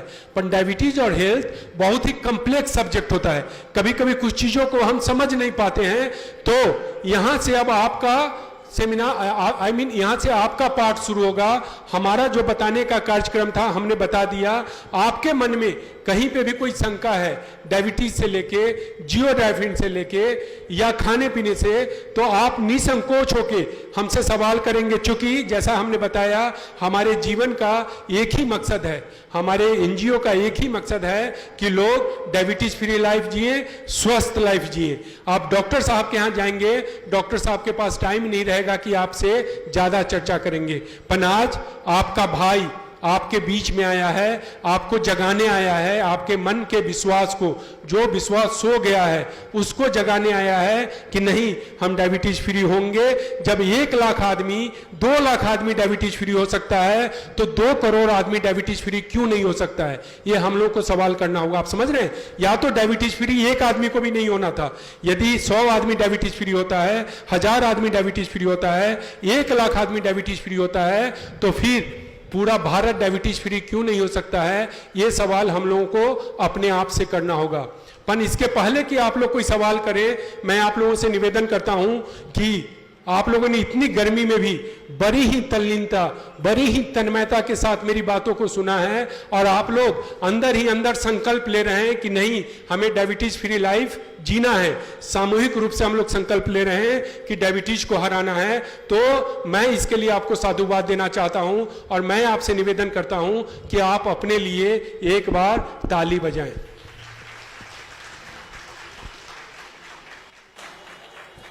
अब आज देखें कि आज सुबह सुबह मैं भाग के, अभी मेरा सेमिनार चल रहा था यूपी में और बिहार में सेमिनार चल रहा था डायबिटीज पे। उस सेमिनार को खत्म करके, सुबह में भी मेरा सेमिनार था, खत्म करके 2 बजे के फ्लाइट से मैं आपके लिए आया हूं और आप लोगों को मैं जगाने का प्रयास किया हूं। मैं जगाया हूं कि नहीं? जगाने का प्रयास किया हूं। तो एक ताली मेरे लिए भी बनता है। अब यहां से आपके मन में कोई भी सवाल हो, मैं बताया कि मैं आपके लिए डॉक्टर नहीं हूं।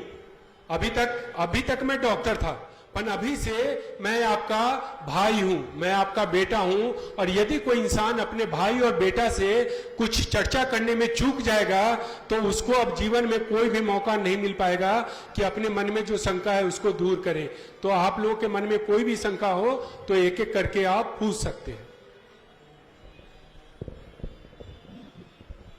कोई सवाल है आप लोगों के मन में डायबिटीज से? जी, वहां पे एक माइक का व्यवस्था हो सकता है, ये उनको दे सकते हैं।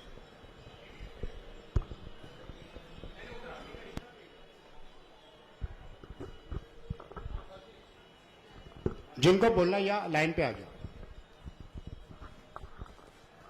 सबसे पहले तो पूरे भाईंदर की तरफ से डॉक्टर साहब को बहुत बहुत धन्यवाद।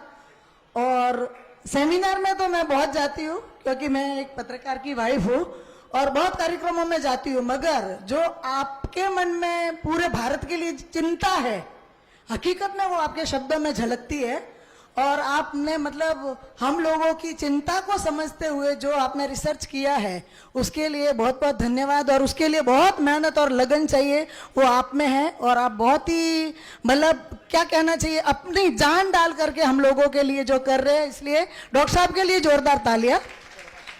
और मेरा सबसे अहम सवाल ये है कि मैं 6 साल से पेशेंट हूँ डायबिटीज़ की, और वास्तव में कंट्रोल में चलता है, मगर कभी कभी खाने में देर हो जाती है या कोई विषय पे ज़्यादा चर्चा हो गई है और उसके कारण थोड़ी परेशानियाँ झुंझलाहट हुई है, तो मुझे या तो कुछ मीठा लिक्विड लेने से या 2 या 4 पार्ले जी बिस्किट खाने से मतलब एक एनर्जी टाइप आती है, थोड़ा ठीक लगता है, नहीं तो पैरों में घबराहट या शरीर में धूजना ऐसा शुरू हो जाता है। तो डॉक्टर साहब क्या सही में वो शुगर लेवल कम हुआ है उस समय? मुझे इसका मतलब होता है कि शुगर लेवल कम हुआ है। अब आप देखें कि हमें डायबिटीज हो गया तो हम ये बताते हैं लोगों को कि हमें चाचा नेहरू बनना चाहिए। चाचा नेहरू का मतलब हुआ कि हमेशा एक टॉफ़ी अपने पॉकेट में रखें और जब भी आपको ऐसा लगे तो आप मुंह में इमीडिएट डाल लें, और यदि 10-15 दिन तक ऐसा नहीं हुआ तो बच्चों को टॉफ़ी दे दे, दूसरा टॉफ़ी ले लें। पर मैं आपके ध्यान में लाता हूं कि हम जो जियोडाइफिन लेकर आए हैं आपके बीच में, वो पूरे पैनक्रियाज को न्यूट्रिशन देता है। अभी तक मैं आपसे चर्चा किया था कि पैनक्रियाज में बीटा सेल होता है और इंसुलिन बनाता है। अब मैं आपके ध्यान में केवल 2 मिनट लूंगा कि पैनक्रियाज में दूसरा सेल्स होता है अल्फा सेल। अल्फा सेल का काम है ग्लूकागॉन बनाने का, और जो हमारे शरीर में शुगर स्टोर्ड है और किसी कारण से ब्लड में शुगर नीचे जा रहा है, तो ग्लूकागॉन क्या करता है, स्टोर्ड शुगर को शुगर में कन्वर्ट करके ब्लड में जो शुगर है उसको मेंटेन करता है। तो जियोडाइफिन की एक बहुत बड़ी ब्यूटी है कि केवल शुगर लेवल को बढ़ने ही नहीं देता है, यदि किसी कारण से हमारा शुगर लेवल नीचे जाता है तो हमारे ब्लड में जो हमारे लीवर के पास सेल्स में जो स्टोर्ड शुगर है उसको शुगर में कन्वर्ट करके और ब्लड में शुगर को मेंटेन करता है। पर ऐसा शुगर के नीचे जाने से होता है। यानी शुगर लेवल कम हुआ है? कम हुआ है। तो उसका एक ही तरीका होता है, इमीडिएटली या तो आप बिस्किट खा लें या कोई टॉफी ले लें। पर यदि आप जियोडाइफिन लेते हैं केवल 3 महीना, तो 3 महीना लेने के बाद इसको जाना पड़ेगा। प्लस अफोर्डेबल है सब, मतलब साधारण वर्ग के लोग भी, साधारण वर्ग, चूंकि एक एनजीओ के द्वारा लाया गया है, तो 1 महीने का जो डोज है वो 300 रुपए का है। कितना? 300 रुपए का। मतलब आप देखेंगे सुबह का 5 रुपए, शाम का 5 रुपए, 10 रुपए होता है। आज के दिन में एक चाय भी पीने जाएंगे तो मुझे लगता है करीब करीब 7 से 8 रुपए का चाय होता है, जबकि चाय के पीने से कोई फायदा नहीं है, केवल टाइम पास। चाय को हम क्या कहते हैं? Time pass. हाँ सर जी आपका धन्यवाद। मेरे को कोई डायबिटीज़ नहीं है, मैंने ब्लड चेक भी करवाया है, लेकिन कई बार ऐसा होता है कि सुबह 4 बजे 5 बजे मेरे को भूख लग जाती है। उस समय लगता है कि अगर कुछ नहीं खाएंगे तो मतलब बिल्कुल एकदम बेचैनी सी होती है। तो क्या ये डायबिटीज, प्रीपेड डायबिटीज ऐसा कुछ लक्षण है? अब देखिए, बहुत अच्छा सवाल है। कुछ चीज़ हम भूल जाते हैं, हम बता नहीं पाएंगे चूँकि हम रिकॉर्डिंग करके तो आते नहीं हैं। अब मैं आपके ध्यान में लाता हूं कि हमें भूख क्यों लगती है। भूख क्यों लगती है? जब भी आपके शरीर में एनर्जी कमता है, एनर्जी बनना कम गया, तो सेल्स एक सिग्नल देता है ब्रेन को, मुझे एनर्जी चाहिए, और ब्रेन जो है सो फिर एक इंफॉर्मेशन भेजता है कि खाना खाओ। चूंकि ब्रेन को क्या मालूम है? ब्रेन को मालूम है खाना खाएगा तो कार्बोहाइड्रेट आएगा, कार्बोहाइड्रेट आएगा तो शुगर बनेगा। ब्रेन को ये मालूम ही नहीं है कि शुगर ऑलरेडी स्टोर्ड है पर वो एनर्जी नहीं बन रहा है।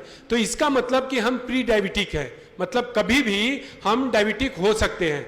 पर ऐसी परिस्थिति में भी जैसा मैं बताया कि जियोडाइफिन केवल हम 15 दिनों के लिए सेवन करें, महीना 2 महीना 3 महीना नहीं, शुरू में केवल 15 दिनों के लिए सेवन करें, तो भाई साहब को जो प्रॉब्लम है कि सुबह में 4 बजे 4:30 बजे 5 बजे ऐसा लगता है कि मुझे खाना चाहिए, ये अपने आप निकल जाएगा। क्यों?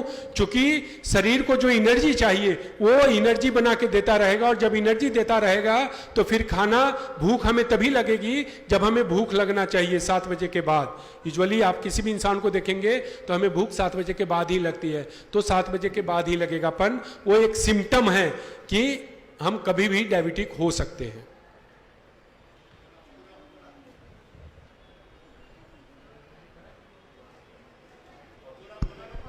हेलो डॉक्टर साहब, मैं आपको इतना ही बोलना चाहता हूँ कि आप इतनी देर से जो है आपने डायबिटीज़ के बारे में बोला, वो बहुत बहुत इम्पोर्टेंट है। मुझे सिर्फ एक दो चीज़ की बोलना है कि जो हीमोग्लोबिन शरीर के अंदर कम से कम कितना % होना चाहिए, और दूसरा जो कोलेस्ट्रॉल जो बढ़ता है वो किस लिए बढ़ता है? गोली खाता है तो भी बढ़ता है। आज हमारा जो है बाईपास सर्जरी हो गया, अब कम से कम जो है अभी 14 महीना हो गया। 14 महीने से मैं कम से कम महीने का जो है 1-2 हज़ार का गोली खाता हूं। मैं समझ गया। हाँ। अब मैं बताता हूँ हाँ, कि हमारे ब्लड में जब कोलेस्ट्रॉल बढ़ जाता है तो डॉक्टर साहब आपको दवा लिख के देंगे। उस दवा से कोलेस्ट्रॉल 2 कदम नीचे आएगा, फिर 3 कदम ऊपर जाएगा। मतलब कभी भी वो खत्म, कोलेस्ट्रॉल एकदम नॉर्मल रेंज में नहीं आएगा।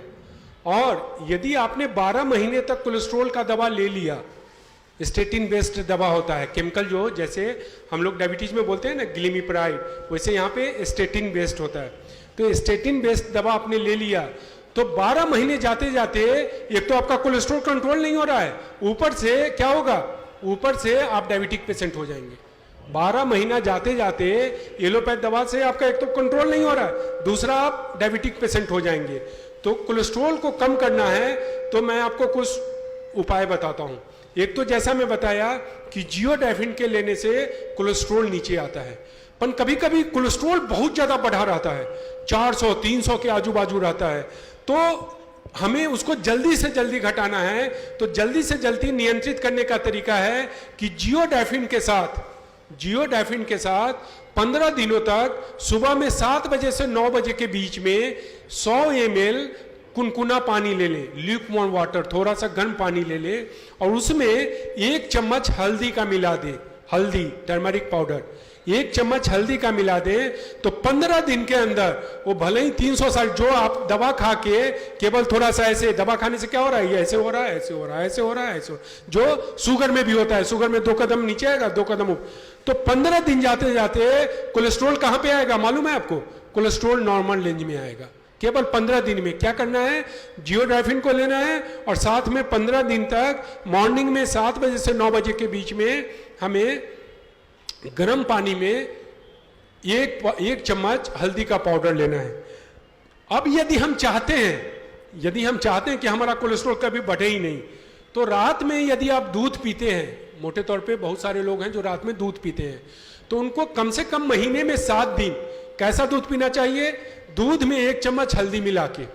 देखिए मैं इतना घूमता हूं, मैं कितना ट्रैवल करता हूं, आप समझ रहे हैं, मुझे खुद नहीं पता चलता है कि मैं आज कहां पे हूं। और कभी कभी मुझे लगता है कि आज मेरा शरीर कह देता है कि आज तुम्हारा तबीयत बिगड़ने वाला है, पर कुदरत की बहुत बड़ी मेहरबानी है कि 2010 से मैं अभियान चला रहा हूं, आज तक हेल्थ को लेके मेरा कभी भी सेमिनार कैंसिल नहीं हुआ है। तो मैं एक ही चीज करता हूं, मैं अपने संयोजक को, जैसे यहाँ पे हमारे संदीप जी हैं, ऐसे कोई ना कोई संयोजक होता है, उनको मैं रिक्वेस्ट करता हूँ कि 1 गिलास दूध मंगा दीजिए और हल्दी मैं खुद लेके चलता हूँ, हल्दी पाउडर 1 चम्मच हल्दी मिला के मैंने पी लिया, एकदम तबीयत ठीक हो जाता है। हल्दी में इतना गुण है।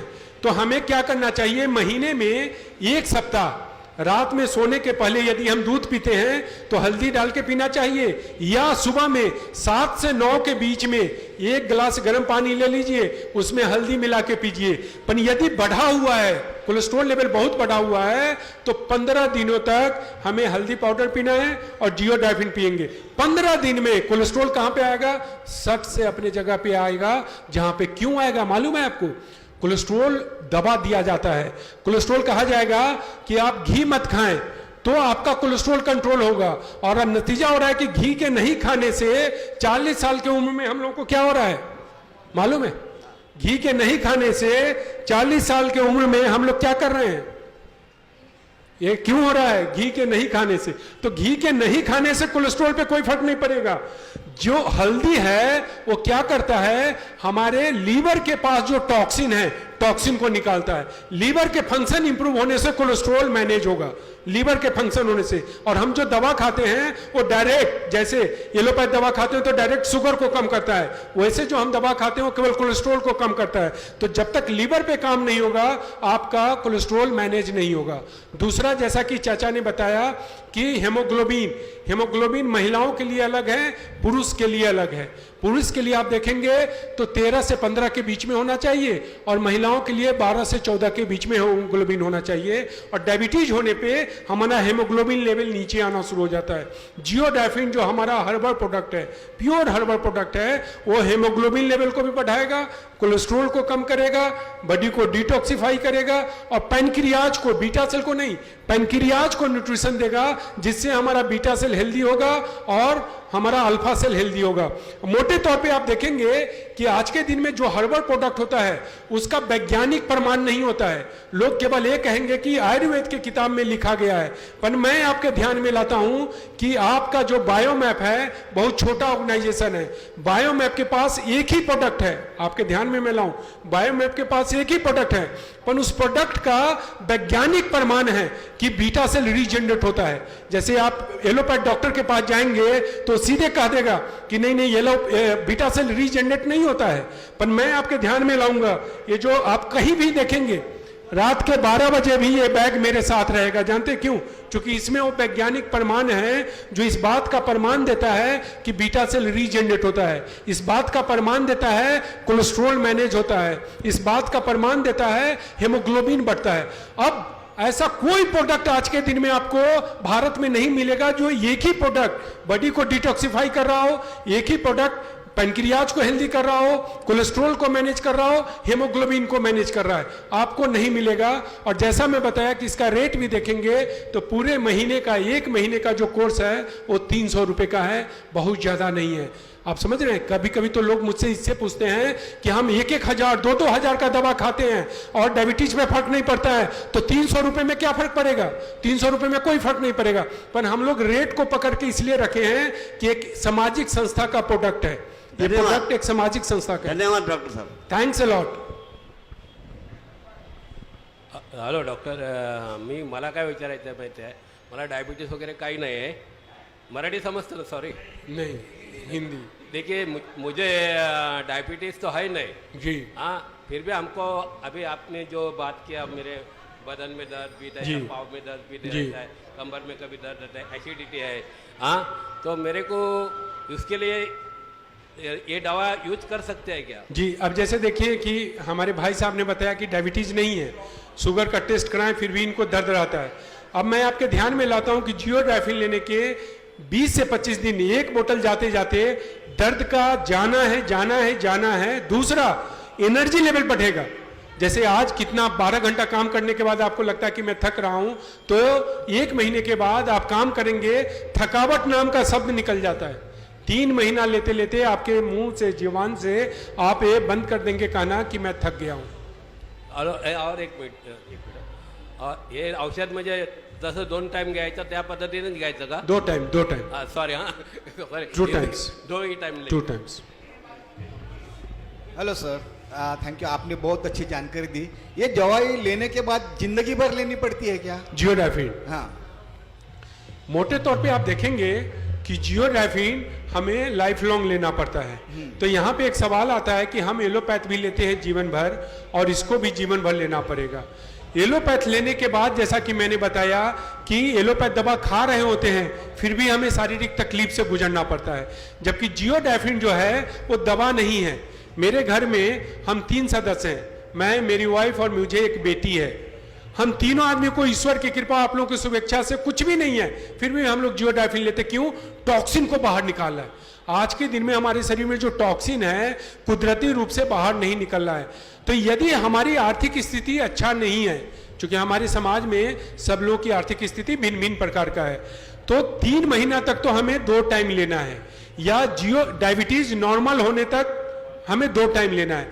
बाद में हमें लगता है कि हमारी आर्थिक स्थिति अच्छी नहीं है तो हम 1 बार लेंगे, या 30 ड्रॉप की जगह 15 ड्रॉप लेंगे तो भी काम चलेगा। पर यदि हमारी आर्थिक स्थिति अच्छी है तो हम ये आपको ध्यान में लाएंगे, हमें 2 बार लेना है, 30 ड्रॉप्स लेना है। पर इसके लेने से आप देखेंगे कि हम नॉर्मल लाइफ जी रहे हैं, हमारा हार्ट, किडनी, लीवर। अभी एक चीज और मैं बताता हूं, जब इन्होंने एक सवाल किया है कि यदि आपका हार्ट का ब्लॉकेज 30% तक है तो जियोड्राइफिन लेते हैं तो 3 से 5 महीना जाते जाते हार्ट के ब्लॉकेज को क्लियर होना पड़ेगा। अब आप ये देखें कि 30% का हार्ट ब्लॉकेज क्लियर होता है और अभी से यदि हम जियोड्राइफिन लेते हैं तो इसका मतलब क्या निकला कि हार्ट का ब्लॉकेज होगा ही नहीं।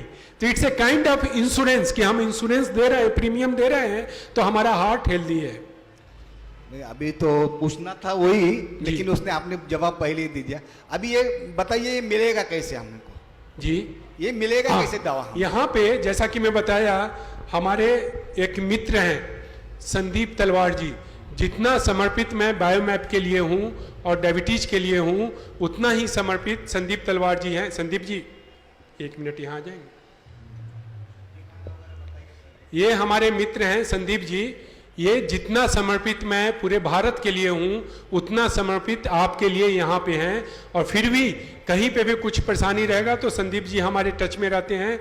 पूरे मार्गदर्शन के लिए हम आपके साथ में हैं जब तक कि आप स्वस्थ जीवन ना जी लें।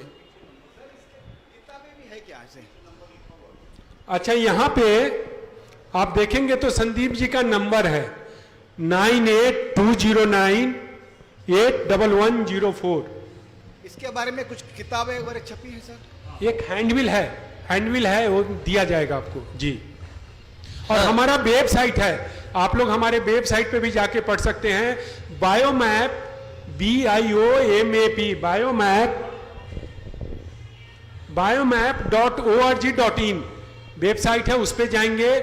मेरा यूट्यूब है, आप यूट्यूब पे जाएंगे, डॉक्टर RK सिंह डायबिटीज लिखेंगे तो आपको एक वीडियो मिल जाएगा। या आप जियोडाइफिन डालेंगे, ये प्रोडक्ट है ना, जियोडाइफिन यूट्यूब पे डालेंगे तो मेरा यूट्यूब मिलेगा, जो मैं आपसे चर्चा किया ये चर्चा वहां पे मिलेगा, तो आप उसको भी सुनेंगे। और यदि आप डायबिटीज फ्री होते हैं अगले 3 से 5 महीने में, तो ये हम सब लोगों का सामूहिक जिम्मेवारी है कि हम लोग घर घर पे इस संदेश को पहुंचाएं ताकि हमारा समाज डायबिटीज फ्री हो सके। जी, थैंक्स अ लॉट। सर, मेरे मिसेस को डायबिटीज है, लेकिन वो इंसुलिन और मेटफॉर्मिन लेती है हमेशा। तो आपका ये जियोडाइफिन जो दवाई लिए तो बंद करना पड़ेगा कि चालू रखना है? जी, अब देखिए, मैडम को डायबिटीज है और इंसुलिन ले रहे हैं। इंसुलिन के बारे में मैं बताऊं कि आप किसी भी डॉक्टर साहब के पास चले जाएं तो डॉक्टर साहब ये बताएंगे कि इंसुलिन बंद नहीं होता है, पहला। दूसरा, इंसुलिन का डोज बढ़ता जाता होगा। आप सर से पूछेंगे तो शुरुआत हुआ होगा 5 यूनिट से, धीरे धीरे 8 यूनिट, 10 यूनिट, 12 यूनिट, 15 यूनिट, और उसके लेने के बाद भी शुगर लेवल 160 के ऊपर रहता होगा। मैडम का शुगर, इंसुलिन ले रहे होंगे, एलोपैथ दवा ले रहे होंगे, फिर भी शुगर लेवल 160 के ऊपर रहता होगा। अब आप सब लोगों के सामने में मैं इनको विश्वास दिलाता हूं कि इंसुलिन का डोज बंद होगा। क्यों? क्योंकि बीटा सेल का नंबर बढ़ रहा है। बीटा सेल के नंबर बढ़ने से इंसुलिन हमारे अंदर से निकलेगा। तो लेकिन जैसा कि मैं पहले बताया आपको कि जो लोग इंसुलिन का इंजेक्शन ले रहे हैं उनको जियोडाइफिन 3 बार लेना है, सुबह नाश्ते से पहले, दिन में खाने के बाद, रात में खाने के बाद। तो इंसुलिन का डोज धीरे धीरे एक बार में नहीं, 1 यूनिट 2 यूनिट 1 यूनिट 2 यूनिट धीरे धीरे कम करेंगे और एक समय आएगा 6 से 10 महीना इंसुलिन का इंजेक्शन बंद होना है। लेकिन अभी चालू ही रखने का है? अभी चालू रखना है। अच्छा, अभी इंसुलिन का डोज चालू रखेंगे, अभी एलोपैथ दवा चालू रखेंगे और साथ में जियोडाइफिन लेंगे। Good evening, Shailesh, son of Bhaskar Chauhan. मेरा एक सिंपल क्वेश्चन है कि इंसुलिन का जो मात्रा है, राइट, एक प्रमाण है, वो प्रमाण अभी ले रहे तो उससे भी आपका जो इंसुलिन लेने से डायबिटीज़ का जो मतलब शुगर का लेवल कम हो जाता है, लेकिन आपका ये बायोमेट्रिक्स लेने के बाद तो उसका भी इफेक्ट साइमल्टेनियसली करेगा ना? बायोमेट्रिक्स ले ले तो उससे भी आपका शुगर कम हो रहा है नहीं, और इंसुलिन से भी शुगर कम हो रहा है। तो मैं समझ गया। हम जो दवा ले रहे हैं वो डायरेक्ट शुगर पे काम कर रहा है। पर जो जियोडाइफिन आप लेंगे इसका शुगर से कोई मतलब नहीं है, वो केवल बीटा सेल को रीजनरेट करेगा। तो बीटा सेल से इंसुलिन उतना ही निकलेगा जितना हमें जरूरत होता है, तो डायरेक्ट शुगर पे काम नहीं करता। नहीं तो आपका सवाल बहुत अच्छा है कि ये भी शुगर को कम करेगा और एलोपैथ दवा लेते हैं वो भी शुगर कम करेगा, तो शुगर लेवल सीधे नीचे चला जाएगा। शुगर लेवल नीचे चला जाएगा तो हमें कोमा में चले जाते हैं, पर ये डायरेक्ट शुगर लेवल पे काम नहीं करेगा, ये हमारे बीटा सेल पे काम करेगा। फिर भी 1 महीने के बाद हम अपने शुगर को टेस्ट कराएंगे और 120 के नीचे शुगर लेवल है तो हम एलोपैथ दवा बंद करें, धीरे धीरे घटाएंगे। इंसुलिन के केस में हर वीक में जहां दवा लेते हैं वहां 1 महीने के बाद टेस्ट कराना है। इंसुलिन के केस में हर सप्ताह हम अपने शुगर का टेस्ट कराएंगे, और जब शुगर लेवल 120 के नीचे रहना शुरू हो जाता है, जो कि जनरली नहीं रहता, 160 150 रहेगा, पर जब 120 के नीचे रहना शुरू हो जाएगा तो हम 1-1 यूनिट कम करेंगे। एक बार में 5 यूनिट 10 यूनिट कम नहीं करेंगे। और पहले यूनिट कहाँ का घटाएंगे? पहले रात का घटाएंगे। रात का जब आधा बच जाए, जैसे मैं एग्जाम्पल देके बताता हूं आपको कि 10 यूनिट इंसुलिन हम सुबह में ले रहे हैं और 10 यूनिट हम रात में ले रहे हैं, तो जब शुगर लेवल 120 के आजू बाजू आ जाएगा तो रात का जो इंसुलिन है उसको हम 1 यूनिट घटाएंगे। फिर 1 सप्ताह के बाद हमने देखा कि हमारा शुगर लेवल 120 है तो रात का 1 यूनिट घटाएंगे। अब 10 से घट के 5 आ गया तो 5 के बाद उसको रोक देंगे। अब सुबह का जो 10 यूनिट है उसको घटाएंगे। जब सुबह का 5 आ गया तो फिर रात का घटाएंगे, 1 2 3 4 5, अब रात का बंद हो जाएगा। फिर नेक्स्ट फेज में अब सुबह का जो 5 है उसको 1-1 घटाएंगे और अगले कुछ दिनों में जाके हमारा सुबह का भी इंसुलिन बंद हो जाएगा। ठीक उसी प्रकार से एलोपैथ दवा में सबसे पहले हम रात का दवा कम करेंगे।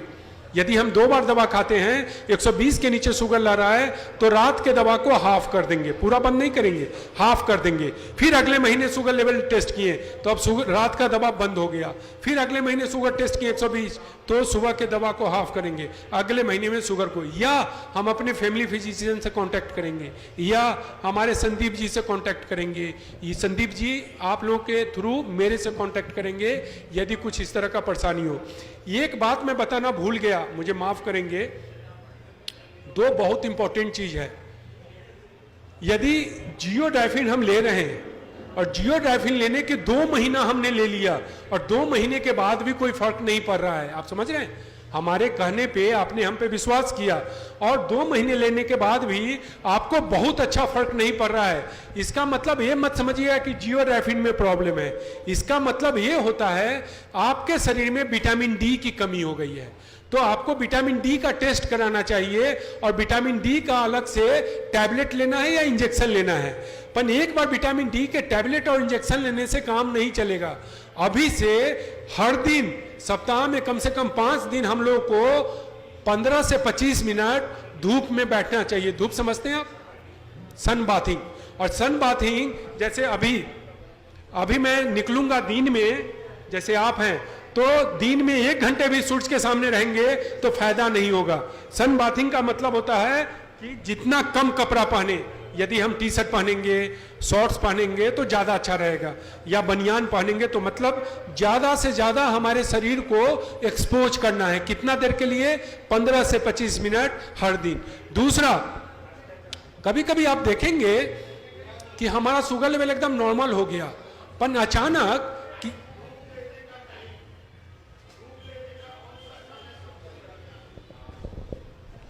धूप लेने का टाइम है 5 बजे शाम के पहले, कभी भी अच्छा वक्त है 5 बजे शाम के पहले।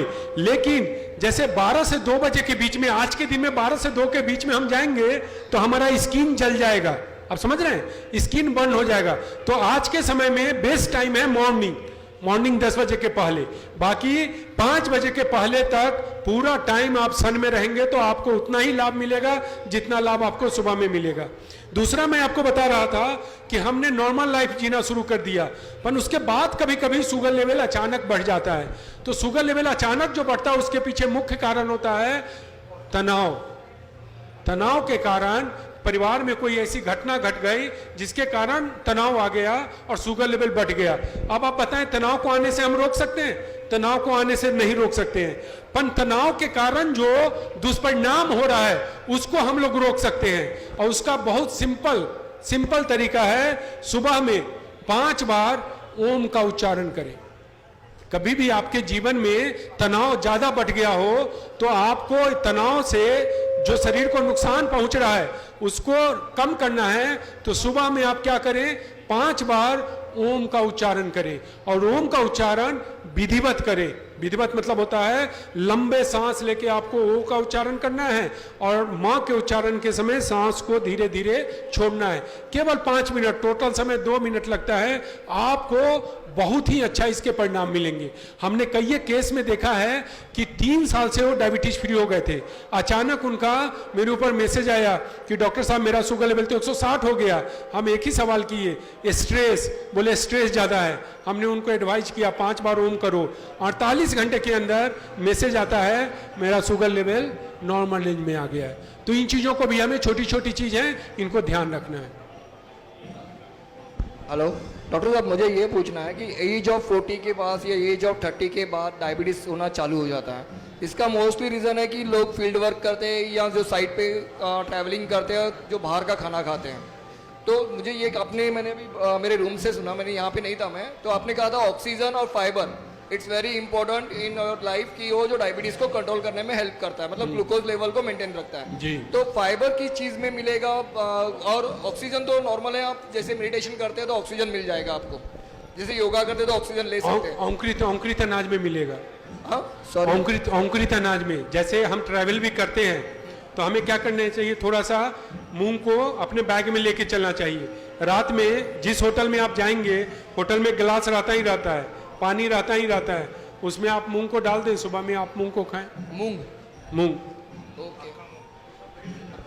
ग्रीन ग्राम को कहते हैं, मूंग ग्रीन ग्राम को कहते हैं। डॉक्टर साहब मेरा एक सवाल है। दोनों आँख का ऑपरेशन हुआ है, और नींद नहीं लगता है। ज्यादा देर रात को 10 मिनट नींद लगा तो बाद में नींद नहीं लगता है। नींद नहीं तो आती है। उसके लिए क्या? नींद के लिए, और अंक को कुछ भी होता है। नींद के लिए आपको क्या करना होगा, एक तो जियोडाइफिन पीना पड़ेगा। जियोडाइफिन को पिएंगे, जियोडाइफिन। ये हाँ। और दूसरा वो कभी का ये करने का जियोडाइफिन, खाने के पहला, हाँ नींद आएगी। और दूसरा घी को, गाय के घी को लेकर आएंगे और रात में सोने के पहले दोनों जो हमारा नाक का नली है उसमें 2-2 बूंद डाल के ऊपर खींचेंगे, 2 बूंद, तो आपको नींद अच्छी आएगी। नींद आएगा। और अंक को कुछ भी होता है उसको, क्या होता है? अंक को कुछ भी होता है। हाँ, वो सब खत्म हो जाएगा। एलर्जी और नींद सब जियोडाइफिन से खत्म होगा। मुझे माफ करेंगे, मैंने बताना भूल गया। मैडम आके अभी बोली कि लेना कैसे है, फल में कौन सा फल खाना है, नहीं खाना है। और सबसे बड़ा सवाल तो तब होता है कि अब आम का सीजन आ रहा है। आम समझते हैं आप? आम के नाम लेते तो आप देखेंगे तो ये भींग रहा है, हमारे मुंह से पानी गिर रहा है। और डॉक्टर साहब के यहाँ जाएंगे तो डॉक्टर साहब क्या कहेंगे, आम नहीं खाना है। तो क्या करना है अभी? सारे फल को कुदरत ने बनाया है, सारे फल को कुदरत ने बनाया है, और कुदरत के किसी भी चीज बनाए पे हम रोक नहीं लगा सकते हैं। पर इतना जरूर हमें समझना है कि 5 फल को कम से कम खाना है। वो 5 फल है, सारे फल को खाना है, खाने पे कहीं रोक नहीं है, पर इस 5 फल को कम खाना है। वो 5 फल है आम, केला, चीकू, सीताफल, द्राक्ष। द्राक्ष को हम लोग अंगूर कहते हैं। आम, केला, चीकू, सीताफल, द्राक्ष। मतलब आम का सीजन आ रहा है तो आम को खाने पे रोक मत लगाइएगा। एक छोटा सा आम आप खाएंगे, कहीं कोई प्रॉब्लम नहीं है, और जियोडाइफिन का सेवन करेंगे। यदि हो सके, आर्थिक स्थिति से हम संपन्न हैं तो आम के समय में जियोडाइफिन को हम 3 बार ले लेंगे, नहीं है तो हम 2 बार लेंगे। पर एक आम छोटा सा हम खाएंगे और उससे हमारा शुगर लेवल नहीं बढ़ेगा, वो मैं आपको विश्वास दिलाता हूँ। Thanks a lot. मैं भूल गया था, बहुत इंपॉर्टेंट सब्जेक्ट था। धन्यवाद, आप सभी ने इतना समय निकाला उसके लिए बहुत बहुत धन्यवाद। अगर आपको कभी भी इस दवाई की जरूरत पड़े, यहाँ पर एक नंबर लिखा हुआ है, उसको नोट कर लीजिएगा। 9820981104। धन्यवाद। ये कार्यक्रम समाप्त हुआ, ऐसी मैं घोषणा करता हूं।